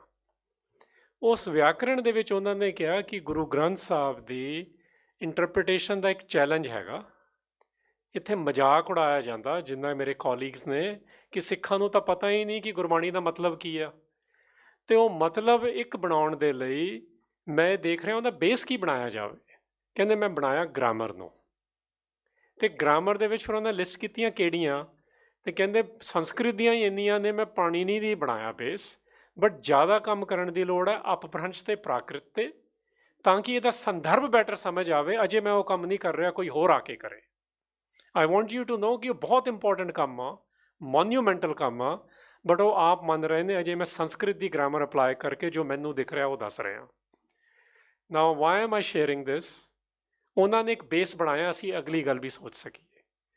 ਕਿਸੇ ਵੀ ਸ਼ਬਦ ਦੇ ਵਿੱਚ, ਇਨਕਲੂਡਿੰਗ ਦਿਸ ਸ਼ਬਦ, ਅਧਿਆਤਮ ਵਰਡ ਨਹੀਂ ਆਇਆ। ਸਪਿਰਿਚੁਅਲਿਟੀ ਜਿਹਨੂੰ ਅਸੀਂ ਕਹਿ ਦਿੰਦੇ ਹਾਂ, ਇਹ ਅਸੀਂ ਆਪ ਐਡ ਕਰ ਰਹੇ ਹਾਂ। So I'm just going to leave it at that. That's my first response. Second response, ਜਿੱਥੋਂ ਮੈਨੂੰ ਬਹੁਤ ਸਮਝਣ ਨੂੰ ਮਿਲਿਆ, ਕੋਈ ਵੀ ਚੀਜ਼ ਜਦ ਸ਼ਬਦ ਦੇ ਰੂਪ ਵਿੱਚ ਹੈਗੀ, ਉਹ ਗੁਰੂ ਗ੍ਰੰਥ ਸਾਹਿਬ ਸਪੈਸ਼ਲੀ ਜਿਹੜੇ ਸ਼ਬਦ ਨੇ, ਇਹ ਇੱਕ ਓਂਕਾਰ ਦਾ ਪਰਸਨਲ ਤੇ ਇੰਟੀਮੇਟ ਐਕਸਪੀਰੀਅੰਸ ਹੈਗਾ। ਇਹ ਲਵ ਸੌਂਗਸ ਨੇ ਐਕਚੁਅਲੀ। ਹੁਣ ਜਿਹੜੀ ਵੀ ਚੀਜ਼ ਕਿਸੇ ਨੇ ਐਕਸਪੀਰੀਅੰਸ ਕੀਤੀ ਆ, ਉਹਨੂੰ ਤੁਸੀਂ ਕੰਕਰੀਟ ਰੂਪ ਵਿੱਚ ਜੇ ਦੱਸਣੀ ਹੋ, ਉਹ ਸਮਥਿੰਗ ਲੈਸ ਹੋਊਗੀ। It's always the case. ਜਿਵੇਂ ਬੇਗਮਪੁਰੇ ਆਈਡੀਏ ਤੇ ਜਿਵੇਂ ਦੋ ਚੀਜ਼ਾਂ ਤੁਸੀਂ ਸੁਣਨ ਨੂੰ ਮਿਲ ਰਹੀਆਂ ਤੁਹਾਨੂੰ, ਬਟ ਐਕਚੁਅਲੀ ਇਟਸ ਨਾਟ ਦੋ, it's same. What it is one is a subset. My job today was to interpret that idea in reality. ਹੁਣ ਗੁਰੂ ਅਰਜਨ ਸਾਹਿਬ ਘੱਟ ਜੋੜੇ ਥੋੜੀ ਸੀ, ਉਹਨਾਂ ਨੇ ਨਹੀਂ ਤਰਨ ਤਾਰਨ ਸਾਹਿਬ ਵਸਾਇਆ, ਉਹਨਾਂ ਨੇ ਨਹੀਂ ਮਾਰਕੀਟ ਪਲੇਸ ਐਸਟੈਬਲਿਸ਼ ਕੀਤੀਆਂ। ਜਿੰਨੇ ਤੁਸੀਂ ਜੁੜੇ ਹੁੰਦੇ ਹੋ, ਉਹਦਾ ਬਾਹਰਲਾ ਰੂਪ ਜਿਹੜਾ ਹੁੰਦਾ ਕੰਕਰੀਟ ਫਾਰਮ ਵਿੱਚ, ਉਹ ਉਸ ਤੋਂ ਥੋੜਾ ਘੱਟ ਹੋਊ। Similarly Amritsar word, Ramdaspur word, ਇਹ ਗੁਰਬਾਣੀ 'ਚ ਪਹਿਲਾਂ ਡਿਸਕ੍ਰਾਈਬ ਕੀਤੇ ਨੇ, ਉਹ ਸਾਨੂੰ ਪੜ੍ਹਨੇ ਚਾਹੀਦੇ ਨੇ, ਬਿਕੋਜ਼ ਉਹ ਹੈਗਾ ਇੱਕ ਵੈਸਟ ਰੂਪ, ਅਨੂਪ ਰੂਪ, ਅਨੰਤ ਰੂਪ ਵਿੱਚ ਆ ਉਹ। ਹੁਣ ਤੁਸੀਂ ਕਿਸੇ ਚੀਜ਼ ਨੂੰ ਜਦ ਬਿਲਡਿੰਗ ਦਿਓਗੇ, ਕਿਸੇ ਚੀਜ਼ ਨੂੰ ਸ਼ਹਿਰ ਬਣਾਓਗੇ, ਤੁਹਾਡਾ ਉਹ ਵਰਲਡ ਵਿਊ ਦੇ ਉੱਤੇ ਹੀ ਆਊਗੀ ਨਾ। ਇਹ ਸਾਡੇ ਵਰਲਡ ਵਿਊ ਆ। ਵਰਲਡ ਵਿਊ ਨੂੰ ਤੁਸੀਂ ਇੰਟਰਪ੍ਰੀਟ ਕਰਨਾ ਹੁੰਦਾ, ਇਕੱਲੇ ਕਿਸੇ ਵੇਗ ਸਪਿਰਿਚੁਅਲਿਟੀ ਵਿੱਚ ਨਹੀਂ ਢਾਲਣਾ ਹੁੰਦਾ। ਇਹ ਸਾਡਾ ਲਫ਼ਜ਼ ਹੀ ਨਹੀਂ। ਪੂਰੇ ਗੁਰੂ ਗ੍ਰੰਥ ਸਾਹਿਬ 'ਚ ਬੜਾ ਅਧਿਆਤਮ ਨਹੀਂ ਆਉਂਦਾ। ਅਸੀਂ ਜ਼ਬਰਦਸਤੀ ਆਪਣੀ ਪਰੰਪਰਾ ਵਿੱਚ ਲੈ ਆਏ ਹਾਂ। ਫਿਰ ਅਸੀਂ, in my opinion, confused. We were builders, including of this city. How did we become those kind of builders who took such risks? Because we believed in this Shabad. Everyone Professor Charan Singh mentioned is fueled by Shabad. But they did things in life. ਮੈਂ ਗੁਰੂਆਂ ਬਾਰੇ, ਇਹ ਮੈਂ ਛੋਟਾ response ਇੱਕ ਕਹਿ ਰਿਹਾ, ਇਹ ਦੋ ਵੱਡੀਆਂ ਗੱਲਾਂ ਸੀ। ਮੈਂ ਗੁਰੂਆਂ ਬਾਰੇ, ਹਾਰ ਜਿੱਤ ਬਾਰੇ ਬਿਲਕੁਲ ਨਹੀਂ ਕਿਹਾ, ਮੈਂ ਸਿੱਖਾਂ ਬਾਰੇ ਕਿਹਾ, ਉਹ ਵੀ ਪ੍ਰੋਫੈਸਰ ਪੂਰਨ ਸਿੰਘ ਨੂੰ ਕੋਟ ਕਰਕੇ। ਉਹ ਹੁਣ ਮੈਂ ਗੁਰਬਾਣੀ ਦਾ ਆਧਾਰ ਦੱਸ ਦਿੰਦਾ ਉਹਦਾ। ਪ੍ਰੋਫੈਸਰ ਪੂਰਨ ਸਿੰਘ ਨੂੰ ਵੀ ਥਾਪੜਾ ਭਾਈ ਵੀਰ ਸਿੰਘ ਦਾ ਹੀ ਸੀ। ਭਾਈ ਵੀਰ ਸਿੰਘ ਨੇ ਵੀ ਜਿੰਨੇ ਕੰਕਰੀਟ ਚੀਜ਼ਾਂ ਕੀਤੀਆਂ, I have read D Peters, doctor Ganda Singh ਨੇ ਕਿਤਾਬ ਛਾਪੀ ਹੋਈ ਹੈ, ਖੁਫੀਆ ਰਿਪੋਰਟਾਂ ਸਿੱਖਾਂ ਉੱਤੇ। ਉਹਦੇ ਵਿੱਚ 1.5 ਪੇਜ ਭਾਈ ਵੀਰ ਸਿੰਘ 'ਤੇ ਆ ਕਿ ਕੰਕਰੀਟ ਰੂਪ ਵਿੱਚ ਉਹ ਕੀ ਕਰ ਰਹੇ ਨੇ ਸਿੱਖਾਂ 'ਚ, ਕਿਉਂਕਿ ਉਹ ਜੁੜੇ ਹੋਏ ਸੀ, ਇਸੇ ਕਰਕੇ ਕੰਕਰੀਟ ਰੂਪ ਵਿੱਚ ਵੀ ਠੀਕ ਕਰ ਰਹੇ ਸੀ। That's what I am trying to get to. ਜਿਹੜਾ ਨਹੀਂ ਜੁੜਿਆ ਹੋਇਆ, ਉਹ ਕੰਕਰੀਟ ਰੂਪ ਵਿੱਚ ਹੋਰ ਕਰਦਾ। ਅਸੀਂ ਪੰਜਾਬ ਦੀ ਧਰਤੀ, ਹਿੰਦੁਸਤਾਨ ਦੀ ਧਰਤੀ, ਗੁਰੂ ਨਾਨਕ ਸਾਹਿਬ ਨੇ ਸ਼੍ਰੀਲੰਕਾ ਤੋਂ ਸਾਊਦੀ ਅਰੇਬੀਆ ਤੱਕ ਕਰੇ ਕੀਤਾ, ਬਟ ਉਹਨਾਂ ਨੇ ਕੰਕਰੀਟ ਰੂਪ ਵਿੱਚ ਵੀ ਕੀਤਾ। And that's something we must not run away from, otherwise we escape our responsibility. We have been escaping our responsibility is part of the thesis I was saying in last 100 years. ਜਦ ਅਸੀਂ ਉਹਨੂੰ ਫੁੱਲੀ ਅਪਣਾਇਆ, ਉਹ ਮਾਵਾਂ ਦੇ ਵਿੱਚ ਵੀ ਜੁੜੀਆਂ ਹੋਈਆਂ ਸੀ, ਤਾਂ ਹੀ ਉਹਨਾਂ, ਮੈਂ ਤਾਂ ਉਹ ਪਿਕਚਰ ਦੀ ਵੇਟ ਕਰ ਰਿਹਾ, ਕਿਸੇ ਤੋਂ ਬਣੀ ਨਹੀਂ ਪਾ ਰਹੀ, ਕਿ ਉਹ ਮਾਂ ਨੇ ਜਿਹਨੇ ਆਪਣੇ ਬੱਚਿਆਂ ਦੇ ਟੋਟੇ ਕਰਕੇ ਹਾਰ ਪਵਾ ਲਏ ਮੀਰ ਮੰਨੂ ਦੀ ਪ੍ਰਿਜ਼ਨ ਦੇ ਵਿੱਚ। ਜਦ ਅਸੀਂ ਜੈਨੋਸਾਈਡ ਵੀ ਸਰਵਾਈਵ ਕੀਤਾ, ਤੇ ਉਹਨਾਂ ਦਿਨਾਂ 'ਚ ਜੱਸਾ ਸਿੰਘ ਆਲੂਵਾਲੀਆ ਲੜ ਕੇ ਰਾਜ ਕਾਇਮ ਵੀ ਕਰ ਰਿਹਾ। ਇਹ ਗੱਲ ਨਾ ਭੁੱਲੀ ਹੈ ਅਸੀਂ। We have to tell the complete story. So people ਜਿਹੜੇ ਜੁੜੇ ਹੋਏ ਨੇ ਸ਼ਬਦ ਦੇ ਨਾਲ, ਉਹ ਇਹ ਖਾਨੇ ਨਾ ਡਿਕਾਰਟੀਅਨ ਲੌਜਿਕ ਦੇ ਨੇ। ਕੋਈ ਕਹਿੰਦਾ ਮੈਂ ਸਪਿਰਿਚੁਅਲਿਟੀ ਸਟੱਡੀ ਕਰ ਰਿਹਾ, ਕੋਈ ਕਹਿੰਦਾ ਮੈਂ economics, because this is how the world trains us now. ਪਹਿਲਾਂ ਲੈਂਗੁਏਜ, ਫਿਲੋਸਫੀ, ਮੈਥਮੈਟਿਕਸ ਇਹੀ ਸਿਖਾਈ ਜਾਂਦੀਆਂ ਸੀ ਬਸ। ਸੋ ਇਸ ਕਰਕੇ ਸਾਰੀਆਂ ਗੱਲਾਂ ਉੱਥੋਂ ਹੀ ਨਿਕਲਦੀਆਂ ਨੇ। ਬਟ ਜੇ ਤੁਸੀਂ ਉਹਨੂੰ ਲਾਈਫ 'ਚ ਲੈ ਕੇ ਆਉਂਦੇ ਹੋ, ਫਿਰ ਤੁਸੀਂ, ਜਿਵੇਂ ਬਾਣੀ ਕਹਿੰਦੀ ਹੈ, ਇਨਕੌਨਸੀਕੁਐਂਸ਼ਲੀ ਪਿਆਰ ਕਰਦੇ ਹੋ ਅਤੇ ਕੰਮ ਕਰਦੇ ਹੋ, ਫਿਰ ਰਾਜ ਨਾ ਚਾਹੂੰ, ਮੁਕਤ ਨਾ ਚਾਹੂੰ, ਮਨ ਪ੍ਰੀਤ ਚਰਨ ਕਮਲਾ ਰਹੀ ਆ। So my point in responding to this is ਕਿ one element of Begampura is definitely spirituality. ठीक है जी? We should take few minutes. I think it's good. But so I'm saying one subset is spirituality. Politics, economics, life is lived here. Guru Granth Sahib is not just a scripture. ਇਹ ਵੀ ਸਾਡਾ word ਨਹੀਂ ਹੈ, ਇਹ ਬਾਣੀ ਆ। ਬਾਣੀ ਬੋਲੀ ਜਾਂਦੀ ਹੈ, ਗਾਈ ਜਾਂਦੀ ਹੈ, ਸਮਝੀ ਜਾਂਦੀ ਹੈ, ਤਾਂ ਕਿ ਵਰਲਡ ਵਿਊ ਕ੍ਰੀਏਟ ਕਰਕੇ ਅਪਣਾਈ ਜਾਵੇ। ਅਦਰਵਾਈਜ਼ ਤਾਂ ਉਹ ਮੰਤਰ ਬਣ ਗਿਆ। So it is, I like to say, Guru Granth Sahib is a charter, Guru Granth Sahib is a manifesto. Kanshi Ram Punjab 'ਚ ਖੜ੍ਹ ਕੇ ਕਹਿੰਦਾ ਸੀ, ਸਭ ਤੋਂ ਪਹਿਲਾਂ ਮੈਨੀਫੈਸਟੋ ਗੁਰੂ ਗ੍ਰੰਥ ਸਾਹਿਬ ਆ, because it gave them those ideas which they were not getting from anywhere else. ਇਹ ਗੱਲ ਸਮਝਣੀ ਬਹੁਤ ਜ਼ਰੂਰੀ ਆ। ਬਾਣੀ ਜੁੜਿਆਂ ਵਾਲਿਆਂ ਦੀ ਆ, ਉਹ ਰੱਬ ਨਾਲ ਪੂਰੇ ਇੱਕ ਓਂਕਾਰ ਨਾਲ ਜੁੜੇ ਹੋਏ ਨੇ। ਜਿਹੜੇ ਜੁੜਿਆ ਹੋਇਆ ਉਹ ਲਾਈਫ ਵਿੱਚ ਕੀ ਕਰ ਰਿਹਾ, ਕਿ ਪੇਨ ਨੂੰ ਵੀ ਪੇਨ ਨਹੀਂ ਮੰਨਦਾ ਤੇ ਕਰੀ ਜਾ ਰਿਹਾ। ਇਹ ਸਾਡੇ ਸ਼ਹੀਦਾਂ ਦੀ ਦਾਸਤਾਨ ਆ। So I don't think we are on different points, but I humbly submit spirituality is one subset of it, which I acknowledged.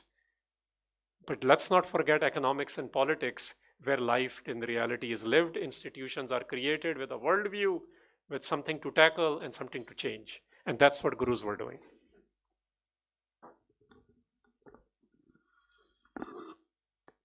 मैं बार बार इको गल कहना, गुरुआं दी रची बानी है।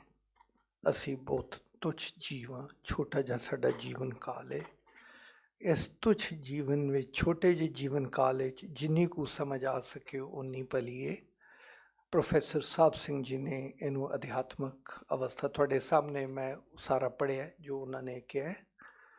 ਜਿਹੜੇ ਬਾਕੀ ਦੇ ਵੀ ਦਰਪਣ, ਅਗਰ ਤੁਸੀਂ ਵਰਡ ਦਰਪਣ ਛੱਡ ਕੇ ਸ਼ਬਦਾਵਲੀ ਜਾਂ ਸ਼ਬਦਾਰਥ ਕਹਿਣਾ ਚਾਹੁੰਦੇ ਹੋ, ਤੇ ਜਿੱਥੇ ਹੋਰ ਥਾਵਾਂ ਤੇ ਵੀ ਮੈਂ ਸ਼ਬਦ ਪੜ੍ਹੇ ਨੇ, ਉਹਨਾਂ ਨੇ ਆਤਮਕ ਅਵਸਥਾ ਦੀ ਹੀ ਗੱਲ ਕੀਤੀ ਹੈ। ਜਿੱਥੋਂ ਤੱਕ ਗੱਲ ਤੁਸੀਂ ਕਹਿ ਰਹੇ ਹੋ ਕਿ ਉਸ ਜੁੜੇ ਹੋਏ ਜੀਵ ਆਤਮਾ ਜੋ ਰੀਅਲ ਲਾਈਫ ਵਿੱਚ ਆਪਣੇ ਆਪ ਨੂੰ ਕੰਡਕਟ ਕਰਦੇ ਨੇ, ਤੁਸੀਂ ਉਹ ਕੁਛ ਐਗਜ਼ਾਮਪਲ ਸ਼ੇਅਰ ਕੀਤੇ ਨੇ, ਤਰਨਤਾਰਨ, ਅੰਮ੍ਰਿਤਸਰ, ਠੀਕ ਹੈ। ਪਰ ਜਿੱਥੋਂ ਤੱਕ ਸ਼ਬਦ ਦਾ ਸਵਾਲ ਹੈ, ਜਿਨ੍ਹਾਂ ਨੇ ਵੀ ਕਥਾ ਵਿਚਾਰ ਜਾਂ ਸ਼ਬਦਾਰਥ ਕੀਤੇ ਨੇ, ਉਹ ਜਿੱਥੋਂ ਤੱਕ ਮੈਂ ਪੜ੍ਹੇ ਨੇ, ਉਹਨਾਂ ਨੇ ਅਧਿਆਤਮਕ ਅਵਸਥਾ ਦੀ ਗੱਲ ਕੀਤੀ। ਹੁਣ ਗੱਲ ਇੱਦਾਂ ਹੈ ਕਿ ਮੈਂ ਮਾਫੀ ਚਾਹੁੰਦਾ, ਚਾਹ ਅਤੇ ਸਮੋਸੇ ਵੇਟ ਕਰ ਰਹੇ ਨੇ। ਮੈਂ ਵੀ 10 ਮਿੰਟ ਵੇਟ ਕਰਾਂਗਾ। ਅਗਰ ਤੁਹਾਡਾ ਕੋਈ ਸਵਾਲ ਮੇਰੇ ਨਾਲ ਹੈ ਤਾਂ ਮੈਂ ਇੱਥੇ ਖੜੋ ਕੇ ਜਵਾਬ ਦਾਂਗਾ। ਅਗਰ ਹਰਿੰਦਰ ਵੀਰ ਜੀ ਨਾਲ ਹੈ ਤੇ ਹਰਿੰਦਰ ਵੀਰ ਜੀ ਵੀ ਇੱਥੇ ਹੀ ਨੇ, ਤੋ ਅਗਰ ਆ ਗਿਆ ਹੋਏ ਤੇ ਹੁਣ ਇੱਥੇ ਹੀ ਸਮਾਪਤੀ ਕਰਦੇ ਹਾਂ। ਅਤੇ ਮੈਂ ਇੱਕ ਵਾਰ ਹੋਰ ਪ੍ਰੋਫੈਸਰ ਮਹਿੰਦਰ ਸਿੰਘ ਜੀ, ਤੁਹਾਡਾ ਸ਼ੁਕਰੀਆ ਕਰਨਾ ਚਾਹੁੰਦਾ, ਕਿਉਂਕਿ ਅਸੀਂ ਸਾਂਝੀਵਾਲਤਾ ਵਿੱਚ ਵਿਸ਼ਵਾਸ ਰੱਖਦੇ ਹਾਂ। ਅਤੇ ਤੁਸੀਂ ਭਗਤ ਰਵਿਦਾਸ ਜੀ ਦਾ ਇਹ ਦਿਹਾੜਾ ਮਨਾਉਂਦੇ ਪਏ ਹੋ। ਮੇਰਾ ਮਨ ਹੈ ਕਿ ਹੋਰ ਸੰਸਥਾਵਾਂ ਵੀ ਜਿੰਨੇ ਭਗਤ, ਜਿਨ੍ਹਾਂ ਦੀ ਬਾਣੀ ਗੁਰੂ ਗ੍ਰੰਥ ਸਾਹਿਬ ਜੀ ਵਿੱਚ ਹੈ, ਘੱਟ ਤੋਂ ਘੱਟ ਉਹਨਾਂ ਦੇ ਦਿਹਾੜੇ ਅਸੀਂ ਮਨਾਇਆ ਕਰੀਏ। ਤੁਸੀਂ ਇੱਕ ਬਹੁਤ ਅੱਛਾ ਐਗਜ਼ਾਮਪਲ ਸੈੱਟ ਕਰ ਰਹੇ ਹੋ, ਅਤੇ ਮਹਾਰਾਜ ਮਿਹਰ ਕਰਨ ਤੁਹਾਨੂੰ ਵੀ ਹੋਰ ਸ਼ਕਤੀ ਅਤੇ ਚੜ੍ਹਦੀ ਕਲਾ ਬਖਸ਼ਣ, ਤੁਸੀਂ ਹੋਰ ਵੀ ਦਿਹਾੜੇ ਮਨਾ ਸਕੋ ਅਤੇ ਹੋਰਾਂ ਨੂੰ ਵੀ ਤੁਹਾਡੇ ਕੋਲੋਂ ਇੱਕ ਸੇਧ ਲੈਣ ਦਾ ਮੌਕਾ ਬਖਸ਼। ਇੱਥੇ ਫਿਰ ਮੈਂ ਆਪਣੇ ਵਿਚਾਰ ਖਤਮ ਕਰਦਾ ਜੀ, ਅਤੇ ਪ੍ਰੋਫੈਸਰ ਮਹਿੰਦਰ ਸਿੰਘ ਜੀ ਨੂੰ ਮੇਰੇ ਕੋਲ ਸ਼ਬਦ ਨਹੀਂ ਧੰਨਵਾਦ ਕਰਨ ਲਈ। ਇੱਕ ਸਰ ਹਰਿੰਦਰ ਸਿੰਘ ਹੋਰਾਂ ਦੇ ਗੁਰੂ ਦੀ ਬਾਬੇ ਦੀ ਕਿਰਪਾ ਕਿ ਖਾਸ ਅਵਸਥਾ 'ਚ ਸਾਨੂੰ ਪਹੁੰਚਾ ਦਿੰਦੇ ਨੇ। ਲੱਗਦਾ ਬੋਲੀ ਜਾਣ, ਘੜੀ ਨਾ ਹੋਏ ਦੇਖੀਏ ਨਾ। ਵੈਸੇ ਚਰਨ ਸਿੰਘ ਹੋਰਾਂ ਨੇ ਜਿਹੜਾ ਕਹਿੰਦੇ ਨੇ ਜ਼ਿੰਦਗੀ ਜੀ ਹੈ ਇਹਨਾਂ ਨੇ, ਮੇਰੇ ਵਰਗੇ ਤੁੱਛ ਇਨਸਾਨ ਨੇ ਦੋਨੋਂ ਅਵਸਥਾ ਨਹੀਂ ਦੇਖੀਆਂ, ਨਹੀਂ ਚਾਂਸ ਲੱਗਦਾ। ਪਰ ਮੈਂ ਤੁਹਾਡੇ ਨਾਲ ਸ਼ੇਅਰ ਕਰਦਾ ਆਪਣੀ ਜਿਹੜੀ ਮਨ ਦੀ ਦੁਖੜਾ ਹੈ। ਪਿਛਲੇ 5-7 ਦਿਨਾਂ ਤੋਂ ਦੇਖ ਰਹੇ ਜੇ ਪੰਜਾਬ ਦੇ ਕਿਸਾਨ, ਕੱਲ੍ਹ ਮੈਂ ਕਾਫੀ, ਮੇਰੀ ਬੀਬੀ ਕਹਿੰਦੀ ਤੁਸੀਂ ਸੋ ਜਾਓ, ਉੱਠੇ ਉਹਨੂੰ ਕੀ ਕਰ ਸਕਦੇ, ਕੁਛ ਨਹੀਂ ਕਰ ਸਕਦੇ। ਉਹਨਾਂ ਦਾ ਕੀ ਬਣੂ ਉਹਨਾਂ ਦਾ, ਕਿਉਂਕਿ ਪਤਾ ਨਹੀਂ ਕਿਉਂ ਹੈ। ਆਈ ਅਪੋਜ਼ ਭਿੰਦਰਾਂਵਾਲੇ ਓਪਨਲੀ, ਪਰ ਜਦੋਂ ਭਿੰਦਰਾਂਵਾਲੇ ਸਾਹਿਬ ਸ਼ਹੀਦ ਹੋ ਗਏ ਨਾ, ਮੈਂ ਰਾਤੀ ਰੋਂਦਾ ਰਿਹਾ, ਕਿਉਂਕਿ ਮੇਰੀ ਟਰਬਨ ਵਾਜ਼ ਅਫੈਕਟਡ। ਕੰਟਰਡਿਕਸ਼ਨ ਹੈਗੀਆਂ। 2 ਸੱਜਣ ਮੇਰੇ ਚੰਗੇ ਮਿੱਤਰ ਹੈਗੇ ਨੇ। ਰਮੇਸ਼ਿੰਦਰ ਸਿੰਘ DC, ਜਿਹਦੇ ਟਾਈਮ 'ਤੇ ਬਲੂ ਸਟਾਰ ਜੋ ਆਰਮੀ ਐਂਟਰ ਹੋਈ, ਠੀਕ ਹੈ, ਅਤੇ ਉਹਦੇ ਕਮਿਸ਼ਨਰ ਸੀਗੇ ਨਿਰਪਿੰਦਰ ਸਿੰਘ ਰਤਨ। ਉਹ ਮੇਰੇ 1 ਸਾਲ ਸੀਨੀਅਰ ਸੀ MA ਹਿਸਟਰੀ ਵਿੱਚ। ਹੁਣ ਉਹ ਕਹਿੰਦਾ ਐਜ਼ DC ਮੈਨੂੰ ਤਾਂ ਜੋ ਵੀ ਸੀ ਆਰਡਰ ਕਰਨਾ ਪੈਣਾ ਸੀ। ਉਹ ਕਹਿੰਦਾ ਮੈਂ ਕਮਿਸ਼ਨਰ ਹੈਗਾ। ਮੈਂ ਕਿਹਾ ਜੀ ਠੀਕ ਹੈ, ਇੰਨੀਆਂ ਲਾਸ਼ਾਂ ਇਹਨਾਂ ਤੋਂ ਚੱਕ ਕੇ ਪੈਟਰੋਲ ਪਾ ਕੇ ਖਤਮ ਕਰੋ।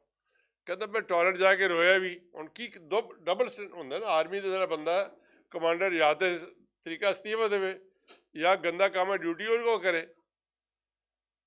ਅੰਡਰ ਸਰਕਮਸਟੈਂਸ ਕੀ ਕਰ ਸਕਦਾ ਬੰਦਾ।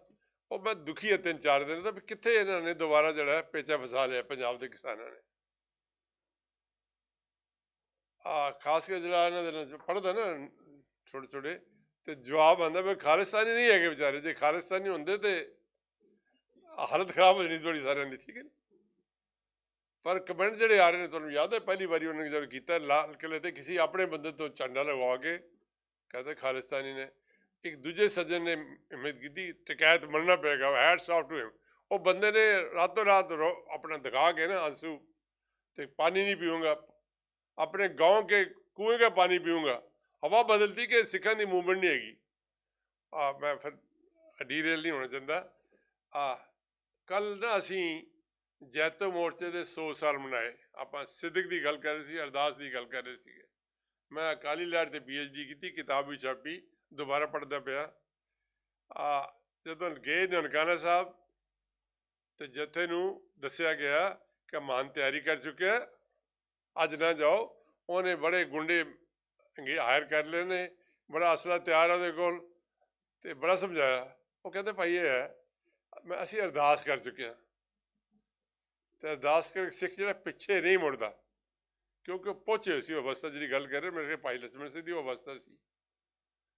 ਦੂਜੀ ਮੈਂ ਪੜ੍ਹ ਰਿਹਾ ਸੀਗਾ, ਬੀਬੀ ਬਲਬੀਰ ਕੌਰ ਜੈਤੋ ਮੋਰਚੇ ਜਾ ਰਹੀ ਹੈ, ਕੁਛ ਨੇ ਬੱਚਾ ਚੁੱਕਿਆ ਹੋਇਆ ਹੈਗਾ। ਉਹ ਸਮਝਾਇਆ ਵੀ ਬੀਬੀਓ ਤੁਸੀਂ ਬਹਿ ਜਾਓ, ਅਸੀਂ ਹੁਣ ਬੀਬੀਓ ਦੀ ਅਸੀਂ ਇਕੁਐਲਿਟੀ ਨਹੀਂ ਦਿੰਦੇ, ਕੋਈ ਕਿਸੇ ਕੋ ਰਾਜ ਨਾ ਜੋ ਲੈ ਨਿਜ ਬਲ ਸੇ ਲਿਆ, ਉਹਨੇ ਰਾਜ ਲਿਆ, ਮੈਂ ਇਕੁਅਲ ਹਾਂ। ਬੀਬੀ ਕਹਿੰਦੇ ਰੋਕ ਕੇ ਦਿਖਾਓ। ਬੀਬੀਆਂ ਦਾ ਜੱਥਾ ਸੀ ਜੈਤੋ, ਪਤਾ ਗਿਆ, ਮੈਂ ਫੋਟੋ ਲਗਾਈ ਆਪਣੇ ਆਰਟੀਕਲ ਵਿੱਚ।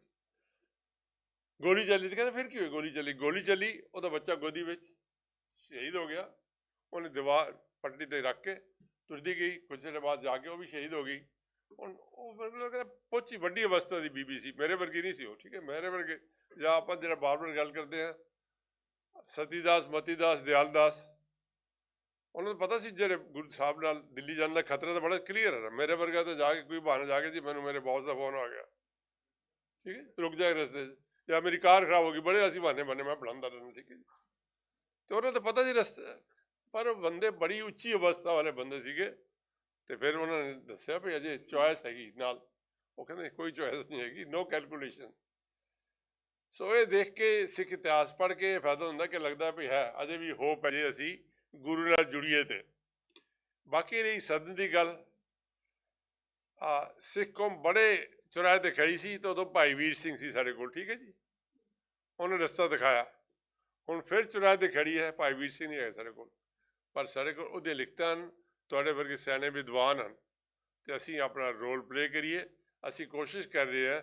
ਇੱਕ ਕਹਿੰਦੇ ਨੇ ਕੁਝ ਬੰਦੇ ਨੇ ਅੱਗ ਲਗਾਉਂਦੇ ਨੇ, ਕੋਈ ਅੱਗ ਬੁਝਾਉਂਦੇ ਨੇ, ਅਤੇ ਬੁਝਾਉਣ ਵਾਲੇ ਪਾਸੇ ਇੱਕ ਚਿੜੀ ਜਿਹੜੀ ਹੈ ਉਹ ਜਾ ਕੇ ਪਾਣੀ ਲੈ ਕੇ ਸੁੱਟ ਰਹੀ ਸੀ।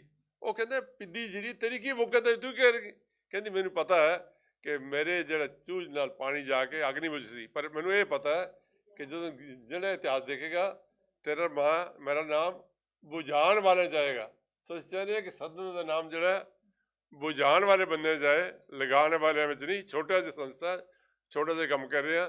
ਤਾਂ ਅਸੀਂ ਇੱਕ ਸੈਮੀਨਾਰ ਕਰ ਰਹੇ Punjab on the crossroads. ਇਹ 3 ਫੇਜ਼ਜ਼ ਹੋਣਗੇ ਇਹਦੇ। Political economy and governance in Punjab ਬੜਾ ਵਧੀਆ ਪ੍ਰੋਵਿੰਸ ਸੀ, ਨੰਬਰ 1। ਕਿਉਂ? ਨਹਿਰੂ ਸੀਗਾ ਪ੍ਰਧਾਨ ਮੰਤਰੀ, ਜਿੰਨਾ ਮਰਜ਼ੀ ਨਿੰਦ ਲਈ ਉਹਨੂੰ। ਪ੍ਰਤਾਪ ਸਿੰਘ ਕੈਰੋ ਜਿਹੜਾ ਕਿ ਬਰਕਲੇ ਅਤੇ ਸਟੈਨਫਰਡ ਤੋਂ ਮਾਸਟਰ ਕਰਕੇ ਆਇਆ ਸੀ, ਜਦੋਂ ਵਿਦਿਆਰਥੀ ਸੀ ਕੈਰੋ, ਖੇਤਾਂ 'ਚ ਕੰਮ ਕਰਦੇ ਨੇ ਅਮਰੀਕਾ 'ਚ ਵਿਦਿਆਰਥੀ, ਉਹ ਦੇਖ ਕੇ ਮੈਂ ਖੇਤ ਇਹ ਜਿਹੇ ਬਣ ਸਕਦੇ ਨੇ। ਵਾਪਸ ਆ ਕੇ ਚੀਫ ਮਿਨਿਸਟਰ ਬਣਾਇਆ। ਇੱਕੋ ਸੁਪਨਾ ਸੀ ਕੈਲੀਫੋਰਨੀਆ ਵਾਲੀ ਖੇਤ ਬਣਾਉਣੇ ਨੇ, ਖੇਤਾਂ ਲਈ ਪਾਣੀ ਚਾਹੀਦਾ, ਅਤੇ ਭਾਖੜਾ ਡੈਮ ਠੀਕ ਬਣਿਆ।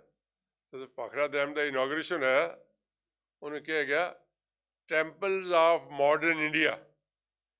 ਇਹ ਮੰਦਰ ਹੈ। ਹੁਣ ਅੱਜ ਕੱਲ੍ਹ ਦੇਖ ਲਓ ਰਿਵਰਸ ਹੀ ਹੋ ਗਏ ਨੇ, ਹੁਣ ਟੈਂਪਲ ਦੂਜੇ ਹੋ ਗਏ ਨੇ, ਠੀਕ ਹੈ। ਅਤੇ ਉਹ ਨਹਿਰੂ ਕਹਿੰਦਾ these R the temples of modern India.